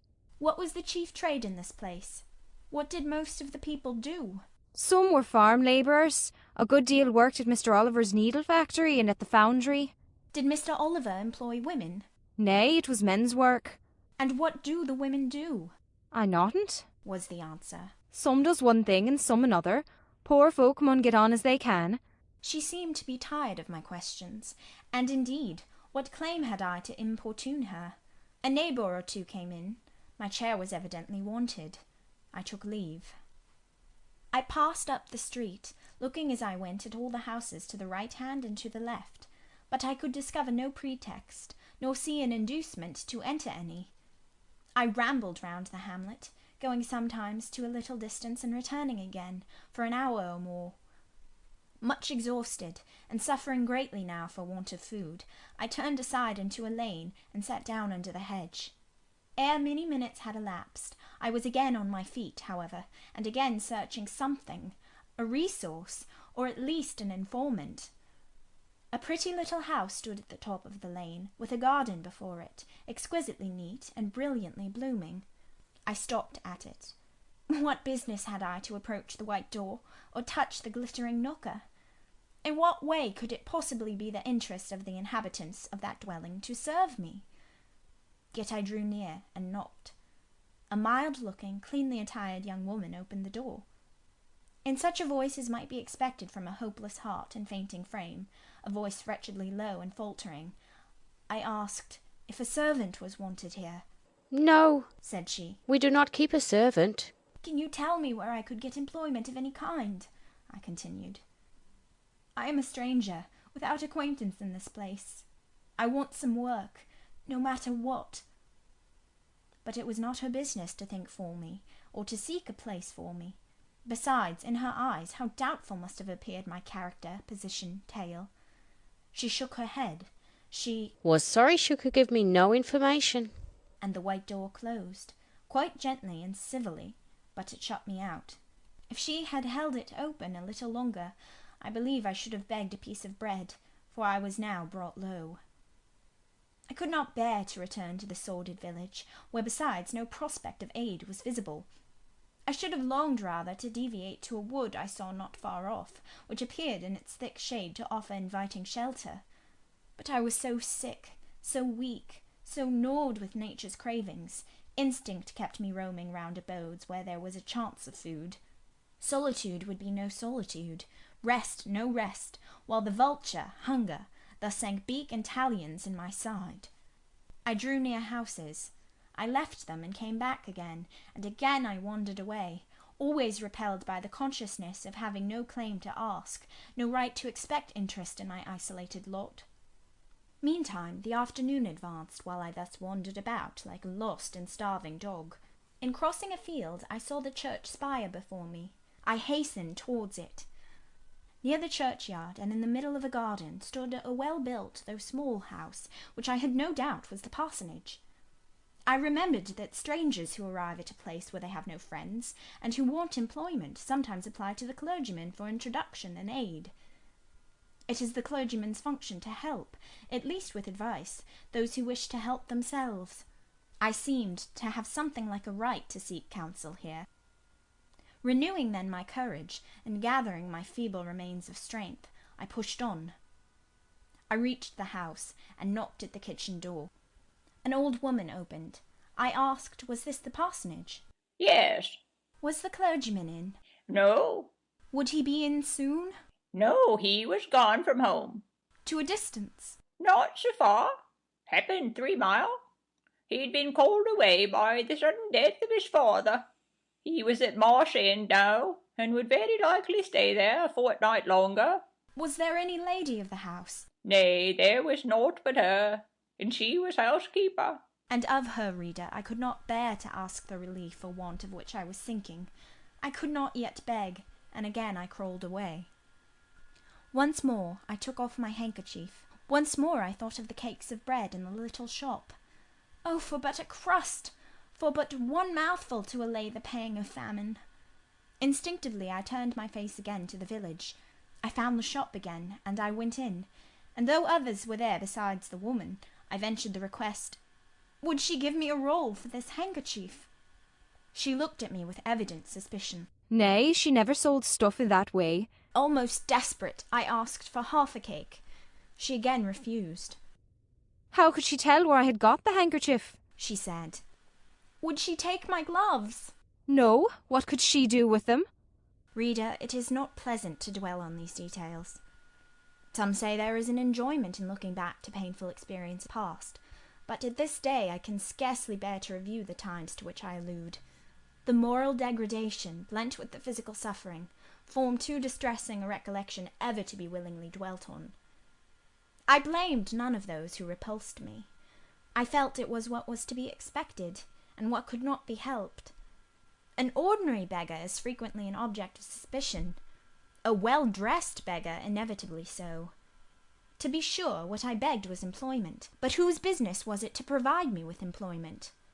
Not certainly that of persons who saw me then for the first time, and who knew nothing about my character. And as to the woman who would not take my handkerchief in exchange for her bread, why, she was right if the offer appeared to her sinister, or the exchange unprofitable. Let me condense now. I am sick of the subject. A little before dark I passed a farmhouse, at the open door of which the farmer was sitting, eating his supper of bread and cheese. I stopped and said, "Will you give me a piece of bread, for I am very hungry?" He cast on me a glance of surprise, but without answering he cut a thick slice from his loaf and gave it to me. I imagine he did not think I was a beggar, but only an eccentric sort of lady who had taken a fancy to his brown loaf. As soon as I was out of sight of his house, I sat down and ate it. I could not hope to get a lodging under a roof, and sought it in the wood I have before alluded to. But my night was wretched, my rest broken. The ground was damp, the air cold, Besides, intruders passed near me more than once, and I had again and again to change my quarters. No sense of safety or tranquillity befriended me. Towards morning it rained. The whole of the following day was wet. Do not ask me, reader, to give a minute account of that day. As before, I sought work. As before, I was repulsed. As before, I starved. But once did food pass my lips. At the door of a cottage I saw a little girl about to throw a mess of cold porridge into a pig trough. "Will you give me that?" I asked. She stared at me. "Mother," she exclaimed, "there is a woman wants me to give her these porridge." "Well, lass," replied a voice within, "give it her if she's a beggar. The pig doesn't want it." The girl emptied the stiffened mould into my hand, and I devoured it ravenously. As the wet twilight deepened, I stopped in a solitary bridle path which I had been pursuing an hour or more. "My strength is quite failing me," I said in a soliloquy. "I feel I cannot go much farther. Shall I be an outcast again this night? While the rain descends so, must I lay my head on the cold, drenched ground? I fear I cannot do otherwise, for who will receive me? But it will be very dreadful, with this feeling of hunger, faintness, chill, and this sense of desolation, this total prostration of hope. In all likelihood, though, I should die before morning. And why cannot I reconcile myself to the prospect of death? Why do I struggle to retain a valueless life? Because I know or believe Mr. Rochester is living, and then to die of want and cold is a fate to which nature cannot submit passively. O Providence, sustain me a little longer. Aid, direct me." My glazed eye wandered over the dim and misty landscape. I saw I had strayed far from the village. It was quite out of sight. The very cultivation surrounding it had disappeared.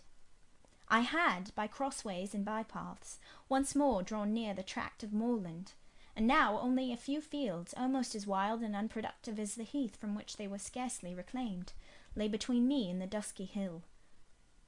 Well, I would rather die yonder than in a street or on a frequented road, I reflected.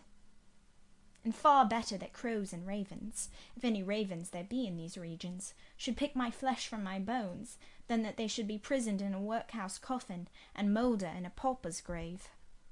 To the hill, then, I turned. I reached it. It remained now only to find a hollow where I could lie down, and feel at least hidden, if not secure. But all the surface of the waste looked level. It showed no variation but of tint. Green where rush and moss overgrew the marshes, black where the dry soil bore only heath. Dark as it was getting, I could still see these changes, though but as mere alternations of light and shade, for colour had faded with the daylight. My eye still roved over the sullen swell, and, along the moor edge, vanishing amidst the wildest scenery, when at one dim point, far in among the marshes and the ridges, a light sprang up. That is an ignis fatuus, was my first thought, and I expected it would soon vanish. It burnt on, however, quite steadily, neither receding nor advancing. "Is it, then, a bonfire just kindled?" I questioned.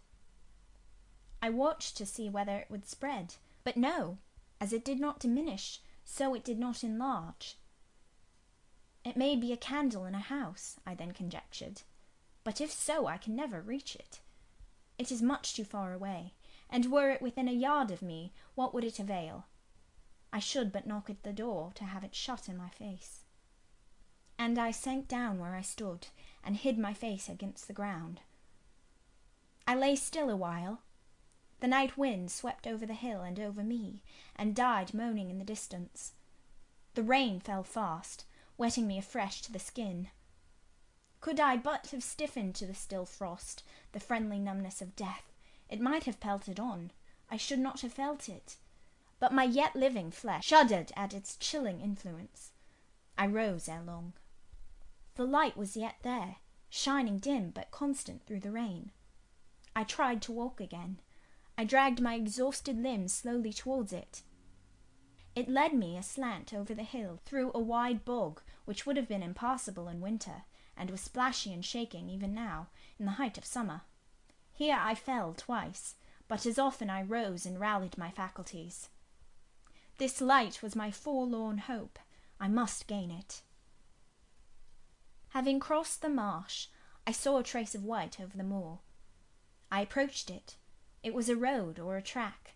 It led straight up to the light, which now beamed from a sort of knoll, amidst a clump of trees, firs apparently, from what I could distinguish of the character of their forms and foliage through the gloom. My star vanished as I drew near. Some obstacle had intervened between me and it. I put out my hand to feel the dark mass before me. I discriminated the rough stones of a low wall. Above it something like palisades, and within a high and prickly hedge. I groped on. Again a whitish object gleamed before me. It was a gate, a wicket. It moved on its hinges as I touched it. On each side stood a sable bush, holly or yew. Entering the gate and passing the shrubs, the silhouette of a house rose to view. Black, low, and rather long, but the guiding light shone nowhere. All was obscurity. Were the inmates retired to rest? I feared it must be so. In seeking the door, I turned an angle.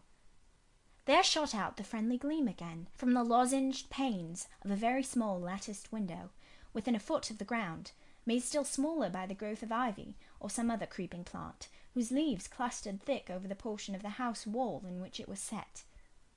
The aperture was so screened and narrow that curtain or shutter had been deemed unnecessary, and when I stooped down and put aside the spray of foliage shooting over it, I could see all within. I could see clearly a room with a sanded floor, clean scoured, a dresser of walnut, with pewter plates ranged in rows, reflecting the redness and radiance of a glowing peat fire. I could see a clock, a white deal table, some chairs. The candle, whose ray had been my beacon, burnt on the table, and by its light an elderly woman, somewhat rough-looking but scrupulously clean like all about her, was knitting a stocking. I noticed these objects cursorily only. In them there was nothing extraordinary. A group of more interest appeared near the hearth, sitting still amidst the rosy peace and warmth suffusing it. Two young, graceful women, ladies in every point, sat, one in a low rocking chair, the other on a lower stool. Both wore deep mourning of crepe and bombazine, which sombre garb singularly set off very fair necks and faces. A large old pointer dog rested its massive head on the knee of one girl. In the lap of the other was cushioned a black cat. A strange place was this humble kitchen for such occupants. Who were they? They could not be the daughters of the elderly person at the table, for she looked like a rustic, and they were all delicacy and cultivation. I had nowhere seen such faces as theirs, and yet, as I gazed on them, I seemed intimate with every lineament. I cannot call them handsome. They were too pale and grave for the word. As they each bent over a book, they looked thoughtful almost to severity. A stand between them supported a second candle, and two great volumes, to which they frequently referred, comparing them seemingly with the smaller books they held in their hands, like people consulting a dictionary to aid them in the task of translation.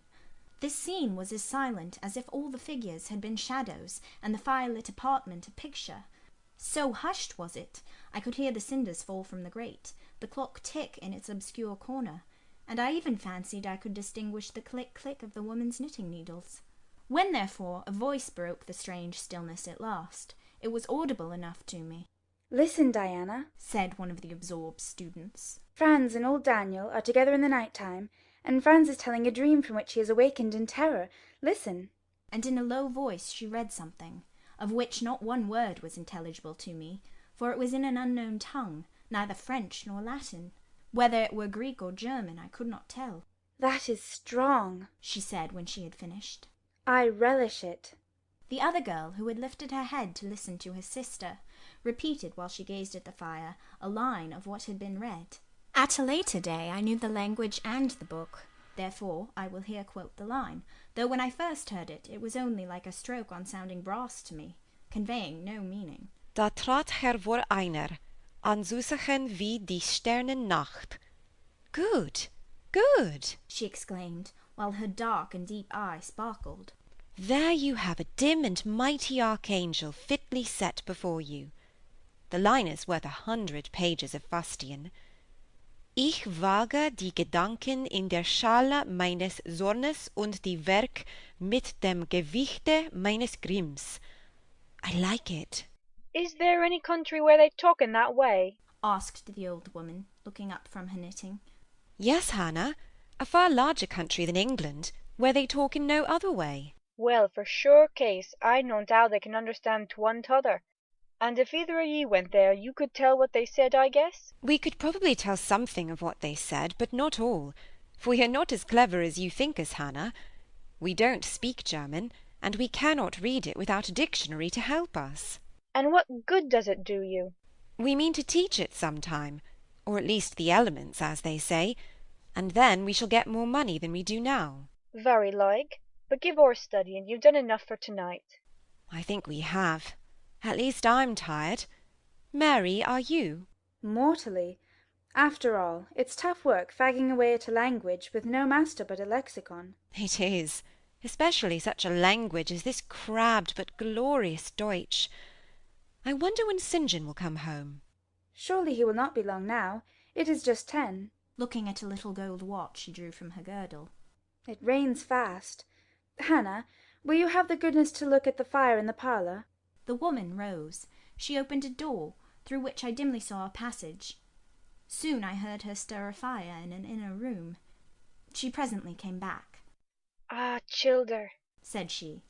It fair troubles me to go into yonder room now. It looks so lonesome, with a chair empty and set back in a corner. She wiped her eyes with her apron. The two girls, grave before, looked sad now. But he is in a better place, continued Hannah. We shouldn't wish him here again, and then nobody need have a quieter death nor he had. You say he never mentioned us? Inquired one of the ladies. He hadn't time, bairn. He was gone in a minute, was your father.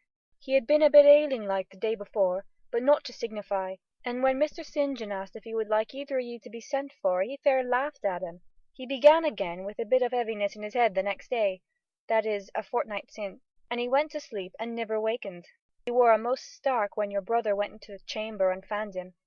Ah, childer, that's the last of the old stock, for ye and Mr. St. John is like a different sort to them at's gone. For all your mother were mick in your way, and almost as book learned. She were the picture of ye, Mary. Diana's more like your father. I thought them so similar I could not tell where the old servant, for such I now concluded her to be, saw the difference. Both were fair-complexioned and slenderly made. Both possessed faces full of distinction and intelligence. One, to be sure, had a hair a shade darker than the other, and there was a difference in their style of wearing it. Mary's pale brown locks were parted and braided smooth. Diana's duskier tresses covered her neck with thick curls. The clock struck 10. You'll want your supper, I'm sure, observed Hannah. And so will Mr. St. John when he comes in. And she proceeded to prepare the meal. The ladies rose. They seemed about to withdraw to the parlour. Till this moment I had been so intent on watching them. Their appearance and conversation had excited in me so keen an interest, I had half forgotten my own wretched position. Now it recurred to me. More desolate, more desperate than ever, it seemed from contrast.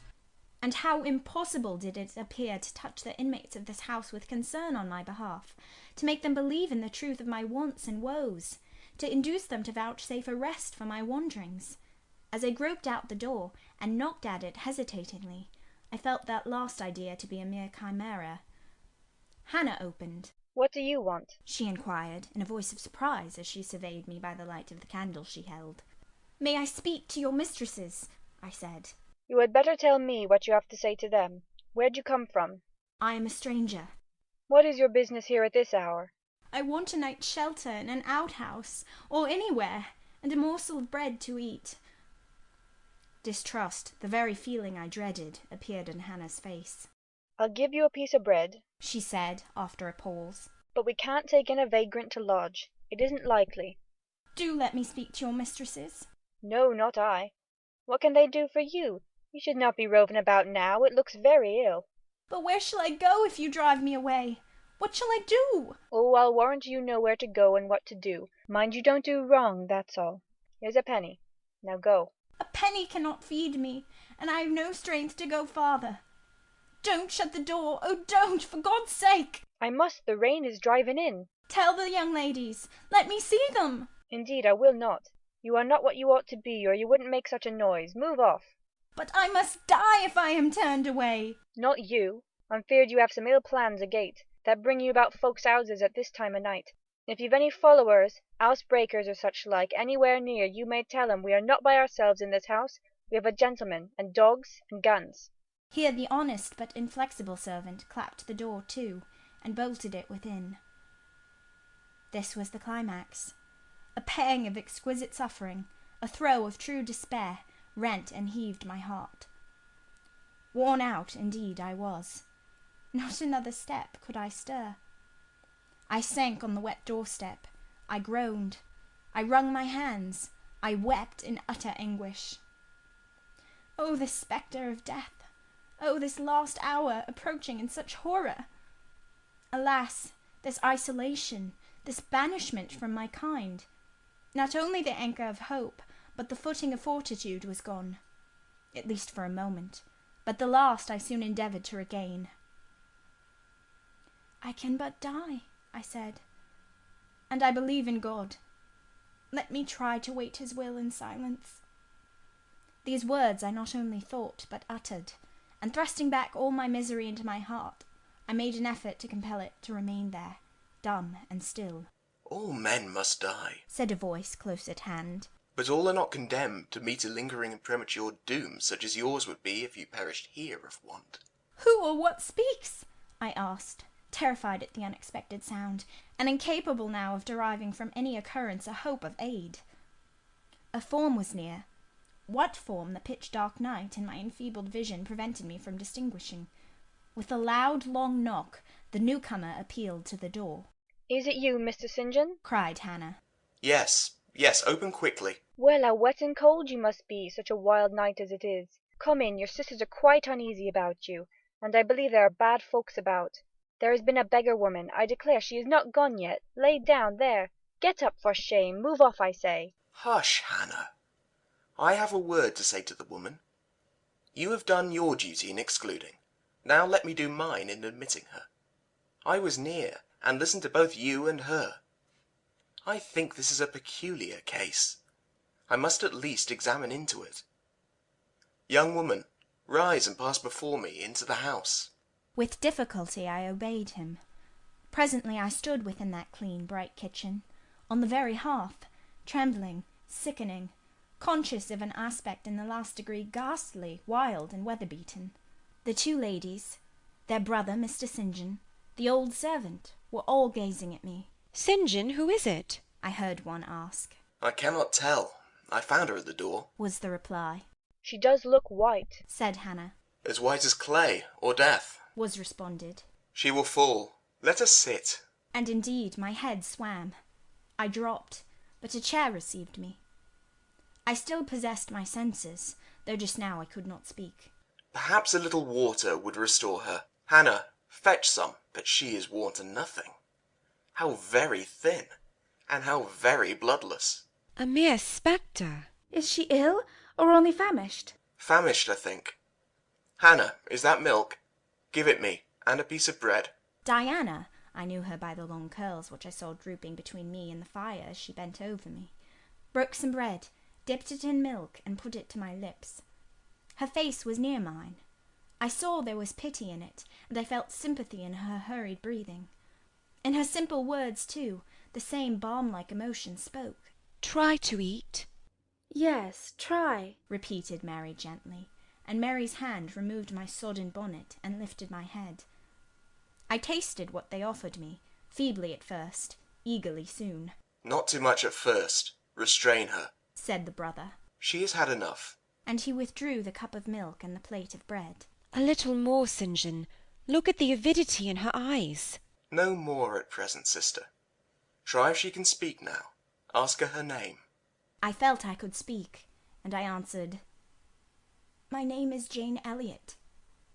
Anxious as ever to avoid discovery, I had before resolved to assume an alias. And where do you live? Where are your friends? I was silent. Can we send for anyone you know? I shook my head. What account can you give of yourself? Somehow, now that I had once crossed the threshold of this house, and once was brought face to face with its owners, I felt no longer outcast, vagrant, and disowned by the wide world. I dared to put off the mendicant, to resume my natural manner and character. I began once more to know myself, and when Mr. St. John demanded an account, which at present I was far too weak to render, I said after a brief pause, "Sir, I can give you no details tonight." "But what then," said he, "do you expect me to do for you?" "Nothing," I replied. My strength sufficed for but short answers. Diana took the word. "Do you mean," she asked, "that we have now given you what aid you require, and that we may dismiss you to the moor and the rainy night?" I looked at her. She had, I thought, a remarkable countenance, instinct both with power and goodness. I took sudden courage. Answering her compassionate gaze with a smile, I said, "I will trust you. If I were a masterless and stray dog, I know that you would not turn me from your hearth tonight. As it is, I really have no fear. Do with me and for me as you like, but excuse me from much discourse. My breath is short. I feel a spasm when I speak." All three surveyed me, and all three were silent. "Hannah," said Mr. St. John at last, "let her sit there at present, and ask her no questions. In 10 minutes more give her the remainder of that milk and bread.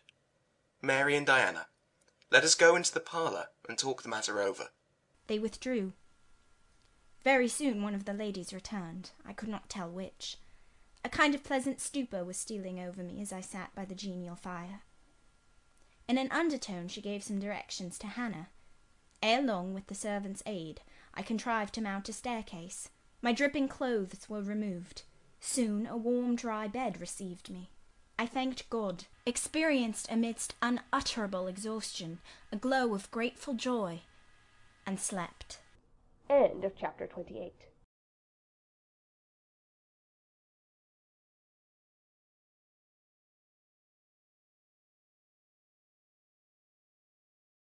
Chapter 29. The recollection of about 3 days and nights succeeding this is very dim in my mind. I can recall some sensations felt in that interval, but few thoughts framed, and no actions performed. I knew I was in a small room, and in a narrow bed. To that bed I seemed to have grown. I lay on it motionless as a stone, and to have torn me from it would have been almost to kill me. I took no note of the lapse of time, of the change from morning to noon, from noon to evening. I observed when anyone entered or left the apartment. I could even tell who they were. I could understand what was said when the speaker stood near to me, but I could not answer. To open my lips or move my limbs was equally impossible. Hannah, the servant, was my most frequent visitor. Her coming disturbed me. I had a feeling that she wished me away, that she did not understand me or my circumstances, that she was prejudiced against me. Diana and Mary appeared in the chamber once or twice a day. They would whisper sentences of this sort at my bedside. "It is very well we took her in." "Yes, she would certainly have been found dead at the door in the morning, had she been left out all night. I wonder what she has gone through." "Strange hardships, I imagine. Poor, emaciated, pallid wanderer." "She is not an uneducated person, I should think, by her manner of speaking. Her accent was quite pure, and the clothes she took off, though splashed and wet, were little worn and fine." "She has a peculiar face. Fleshless and haggard as it is, I rather like it. And when in good health and animated, I can fancy her physiognomy would be agreeable." Never once in their dialogues did I hear a syllable of regret at the hospitality they had extended to me, or of suspicion of, or aversion to myself. I was comforted. Mr. St. John came but once. He looked at me, and said my state of lethargy was the result of reaction from excessive and protracted fatigue. He pronounced it needless to send for a doctor. Nature, he was sure, would manage best left to herself. He said every nerve had been overstrained in some way, and the whole system must sleep torpid a while. There was no disease. He imagined my recovery would be rapid enough when once commenced. These opinions he delivered in a few words, in a quiet, low voice, and added, after a pause, in the tone of a man little accustomed to expensive comment, Rather an unusual physiognomy.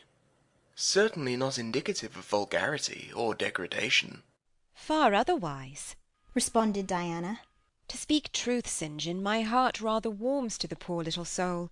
I wish we may be able to benefit her permanently. That is hardly likely, was the reply. You will find she is some young lady who has had a misunderstanding with her friends, and has probably injudiciously left them. We may, perhaps, succeed in restoring her to them, if she is not obstinate. But I trace lines of force in her face which make me sceptical of her tractability. He stood considering me some minutes, then added, She looks sensible, but not at all handsome. She is so ill, St. John. Ill or well, she would always be plain. The grace and harmony of beauty are quite wanting in those features. On the 3rd day I was better. On the 4th I could speak, move, rise in bed, and turn. Hannah had brought me some gruel and dry toast, about, as I supposed, the dinner hour. I had eaten with relish. The food was good, void of the feverish flavour which had hitherto poisoned what I had swallowed. When she left me, I felt comparatively strong and revived. Ere long, satiety of repose and desire for action stirred me. I wished to rise, but what could I put on? Only my damp and bemired apparel, in which I had slept on the ground and fallen in the marsh. I felt ashamed to appear before my benefactors so clad. I was spared the humiliation. On a chair by the bedside were all my own things, clean and dry. My black silk frock hung against the wall. The traces of the bog were removed from it, the creases left by the wet smoothed out. It was quite decent. My very shoes and stockings were purified and rendered presentable. There were the means of washing in the room, and a comb and a brush to smooth my hair. After a weary process, and resting every 5 minutes, I succeeded in dressing myself. My clothes hung loose on me, for I was much wasted, but I covered deficiencies with a shawl, and once more clean and respectable looking. No speck of the dirt, no trace of the disorder I so hated, and which seemed to degrade me, left. I crept down a stone staircase with the aid of the banisters, to a narrow low passage, and found my way presently to the kitchen. It was full of the fragrance of new bread, and the warmth of a generous fire. Hannah was baking. Prejudices, it is well known, are most difficult to eradicate from the heart whose soil has never been loosened or fertilized by education. They grow there, firm as weeds among stones. Hannah had been cold and stiff indeed at the first. Latterly she had begun to relent a little, and when she saw me come in tidy and well dressed, she even smiled. "What, you have got up?" she said. "You are better then. You may sit down on my chair on the hearthstone if you will." She pointed to the rocking chair. I took it. She bustled about, examining me every now and then with the corner of her eye. Turning to me, as she took some loaves from the oven, she asked bluntly, "Did you ever go a-begging afore you came here?" I was indignant for a moment, but remembering that anger was out of the question, and that I had indeed appeared as a beggar to her, I answered quietly, but still not without a certain marked firmness. "You are mistaken in supposing me a beggar. I am no beggar, any more than yourself or your young ladies." After a pause, she said, "I dinna understand that. You've like no house nor no brass, I guess." "The want of house or brass, by which I suppose you mean money, does not make a beggar in your sense of the word." "Are you book-learned?" she inquired presently. "Yes, very." "But you've never been to a boarding school?" "I was at a boarding school 8 years." She opened her eyes wide. "Whatever cannot ye keep yourself for, then?" "I have kept myself, and I trust shall keep myself again." "What are you going to do with these gooseberries?" I inquired, as she brought out a basket of the fruit. "Make 'em into pies." "Give them to me, and I'll pick them." "Nay, I dinna want you to do nought." "But I must do something. Let me have them." She consented, and she even brought me a clean towel to spread over my dress. "Lest," as she said, "I should mucky it. Ye've not been used to servants' work, I see by your hands," she remarked. "Happen ye've been a dressmaker?" No, you are wrong. And now never mind what I have been. Don't trouble your head further about me, but tell me the name of the house where we are. Some calls it Marsh End, and some calls it Moor House. And the gentleman who lives here is called Mr. St. John. Nay, he doesn't live here. He's only staying a while. While he is at home, he is in his own parish at Morton. That village a few miles off. Aye. And what is he? He is a parson. I remembered the answer of the old housekeeper at the parsonage when I had asked to see the clergyman. This, then, was his father's residence? Aye, old Mr. Rivers lived here, and his father, and grandfather, and Great. grandfather afore him. The name, then, of that gentleman is Mr. St. John Rivers. Aye, St. John is his christened name. And his sisters are called Diana and Mary Rivers? Yes. Their father is dead? Dead 3 weeks in of a stroke. They have no mother? The mistress has been dead this many a year. Have you lived with the family long? I've lived here 30 year. I nursed them all 3. That proves you must have been an honest and faithful servant. I will say so much for you, though you have had the incivility to call me a beggar. She again regarded me with a surprised stare. I believe, she said, I was quite mistaken in my thoughts of you, but there is so many cheats goes about, you mun forgive me. And though, I continued rather severely, you wished to turn me from the door on a night when you should not have shut out a dog. Well, it was hard, but what can a body do? I thought more of the children nor myself, poor things. They've like nobody to take care of 'em but me. I'm like to look sharpish. I maintained a grave silence for some minutes. You munna think too hardly of me, she again remarked. But I do think hardly of you, I said, and I'll tell you why. Not so much because you refused to give me shelter, or regarded me as an impostor, as because you just now made it a species of reproach that I had no brass and no house. Some of the best people that ever lived have been as destitute as I am, and if you are a Christian, you ought not to consider poverty a crime.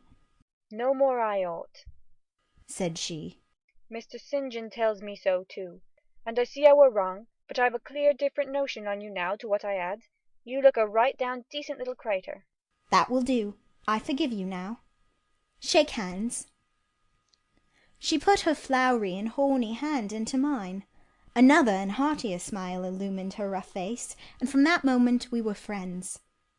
Hannah was evidently fond of talking.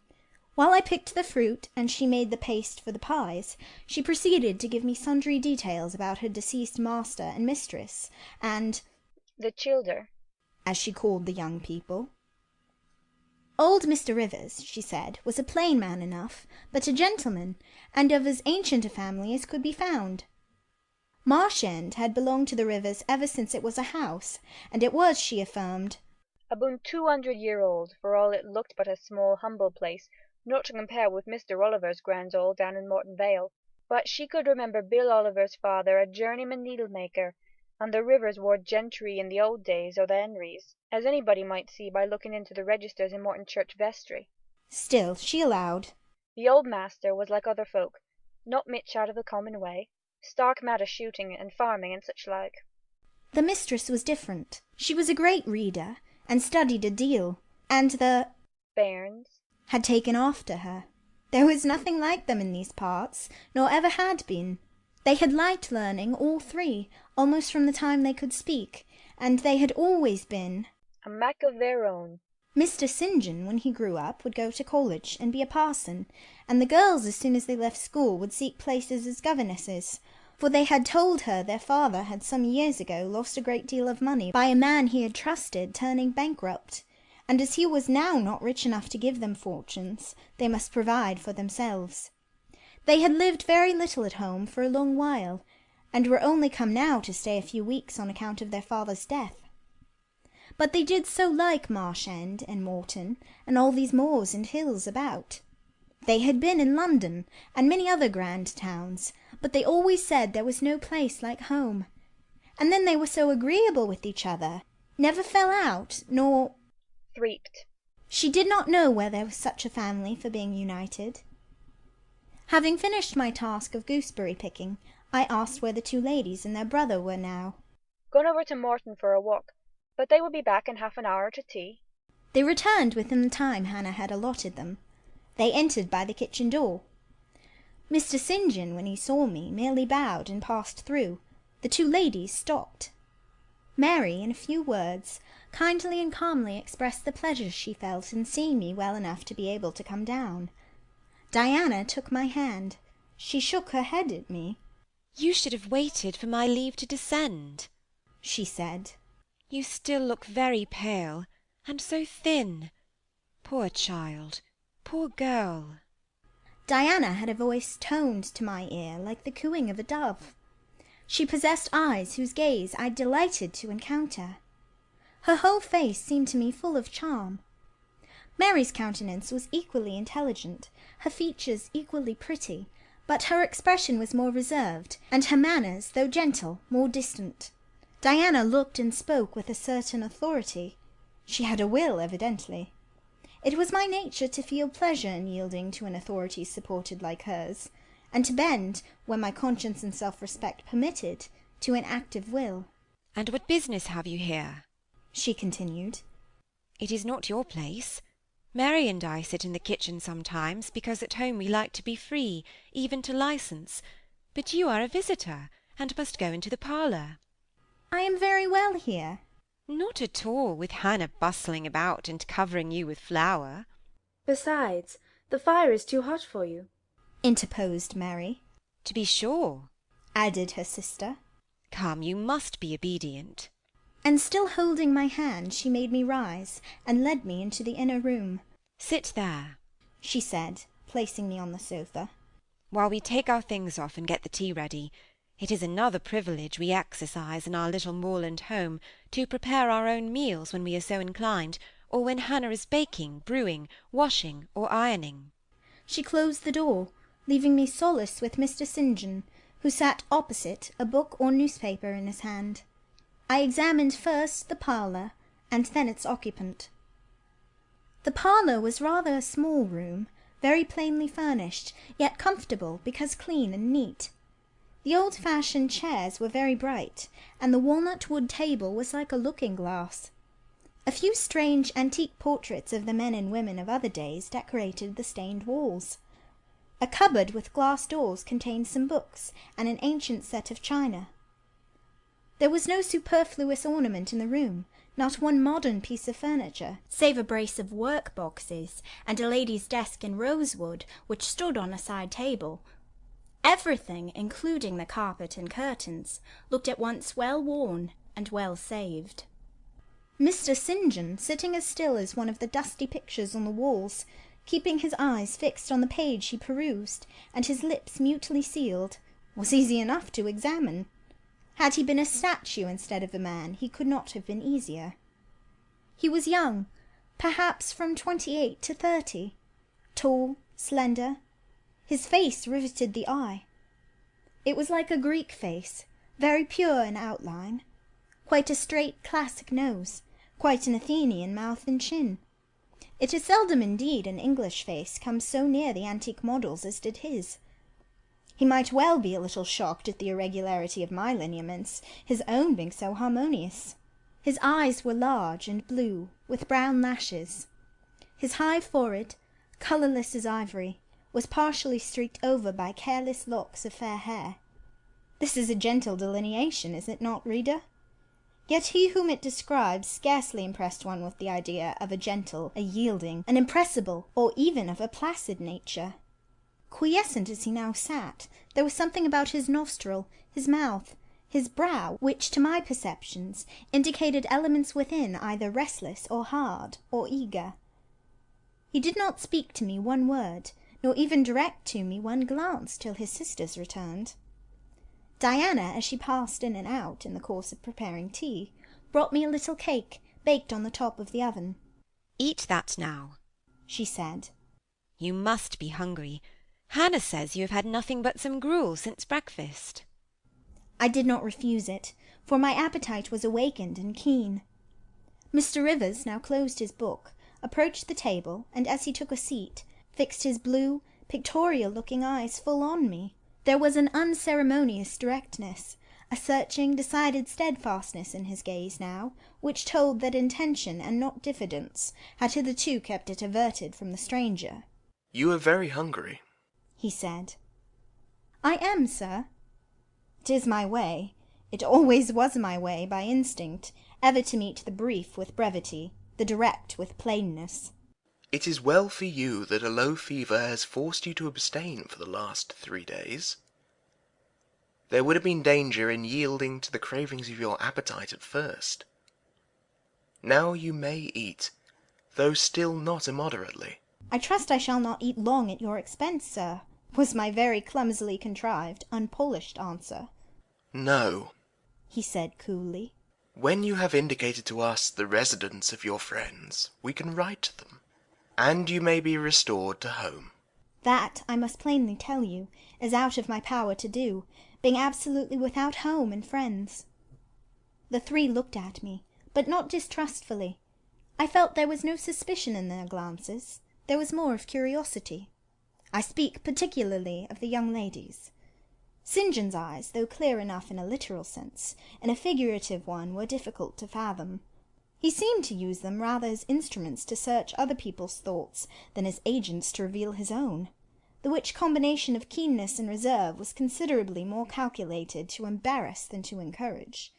"Do you mean to say," he asked, "that you are completely isolated from every connection?" "I do. Not a tie links me to any living thing.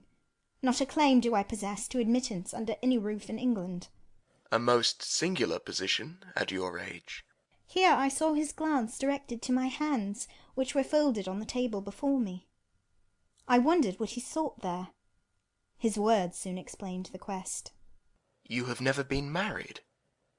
You are a spinster?" Diana laughed.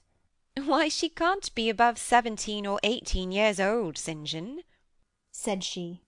"I am near 19, but I am not married. No." I felt a burning glow mount to my face, for bitter and agitating recollections were awakened by the allusion to marriage. They all saw the embarrassment and the emotion. Diana and Mary relieved me by turning their eyes elsewhere than to my crimsoned visage, but the colder and sterner brother continued to gaze, till the trouble he had excited forced out tears as well as colour. "Where did you last reside?" he now asked. "You are too inquisitive, St. John," murmured Mary in a low voice, but he leaned over the table and required an answer by a second firm and piercing look. "The name of the place where, and of the person with whom I lived, is my secret," I replied concisely. "Which, if you like, you have, in my opinion, a right to keep, both from St. John and every other questioner," remarked Diana. "Yet if I know nothing about you, or your history, I cannot help you," he said. "And you need help, do you not?" "I need it, and I seek it so far, sir, that some true philanthropist will put me in the way of getting work which I can do, and the remuneration for which will keep me, if but in the barest necessaries of life." "I know not whether I am a true philanthropist, yet I am willing to aid you to the utmost of my power in a purpose so honest. First, then tell me what you have been accustomed to do, and what you can do." I had now swallowed my tea. I was mightily refreshed by the beverage, as so much so as a giant with wine. It gave new tone to my unstrung nerves, and enabled me to address this penetrating young judge steadily. "Mr. Rivers," I said, turning to him and looking at him, as he looked at me, openly and without diffidence, "you and your sisters have done me a great service, the greatest man can do his fellow being. You have rescued me by your noble hospitality from death. This benefit conferred gives you an unlimited claim on my gratitude, and a claim to a certain extent on my confidence. I will tell you as much of the history of the wanderer you have harboured as I can tell without compromising my own peace of mind, my own security, moral and physical, and that of others. I am an orphan, the daughter of a clergyman. My parents died before I could know them. I was brought up a dependent, educated in a charitable institution. I will even tell you the name of the establishment, where I passed 6 years as a pupil, and 2 as a teacher. Lowood Orphan Asylum, Shire. You will have heard of it, Mr. Rivers. The Reverend Robert Brocklehurst is the treasurer. I have heard of Mr. Brocklehurst, and I have seen the school. I left Lowood nearly a year since to become a private governess. I obtained a good situation, and was happy. This place I was obliged to leave 4 days before I came here. The reason of my departure I cannot and ought not to explain. It would be useless, dangerous, and would sound incredible. No blame attached to me. I am as free from culpability as any one of you 3. Miserable I am, and must be for a time, for the catastrophe which drove me from a house I had found a paradise was of a strange and direful nature. I observed but 2 points in planning my departure: speed, secrecy. To secure these, I had to leave behind me everything I possessed except a small parcel, which, in my hurry and trouble of mind, I forgot to take out of the coach that brought me to Whitcross. To this neighbourhood, then, I came, quite destitute. I slept 2 nights in the open air, and wandered about 2 days without crossing a threshold. But twice in that space of time did I taste food, and it was when brought by hunger, exhaustion, and despair almost to the last gasp, that you, Mr. Rivers, forbade me to perish of want at your door, and took me under the shelter of your roof. I know all your sisters have done for me since, for I have not been insensible during my seeming torpor, and I owe to their spontaneous, genuine, genial compassion as large a debt as to your evangelical charity. Don't make her talk any more now, St. John, said Diana, as I paused. She is evidently not yet fit for excitement.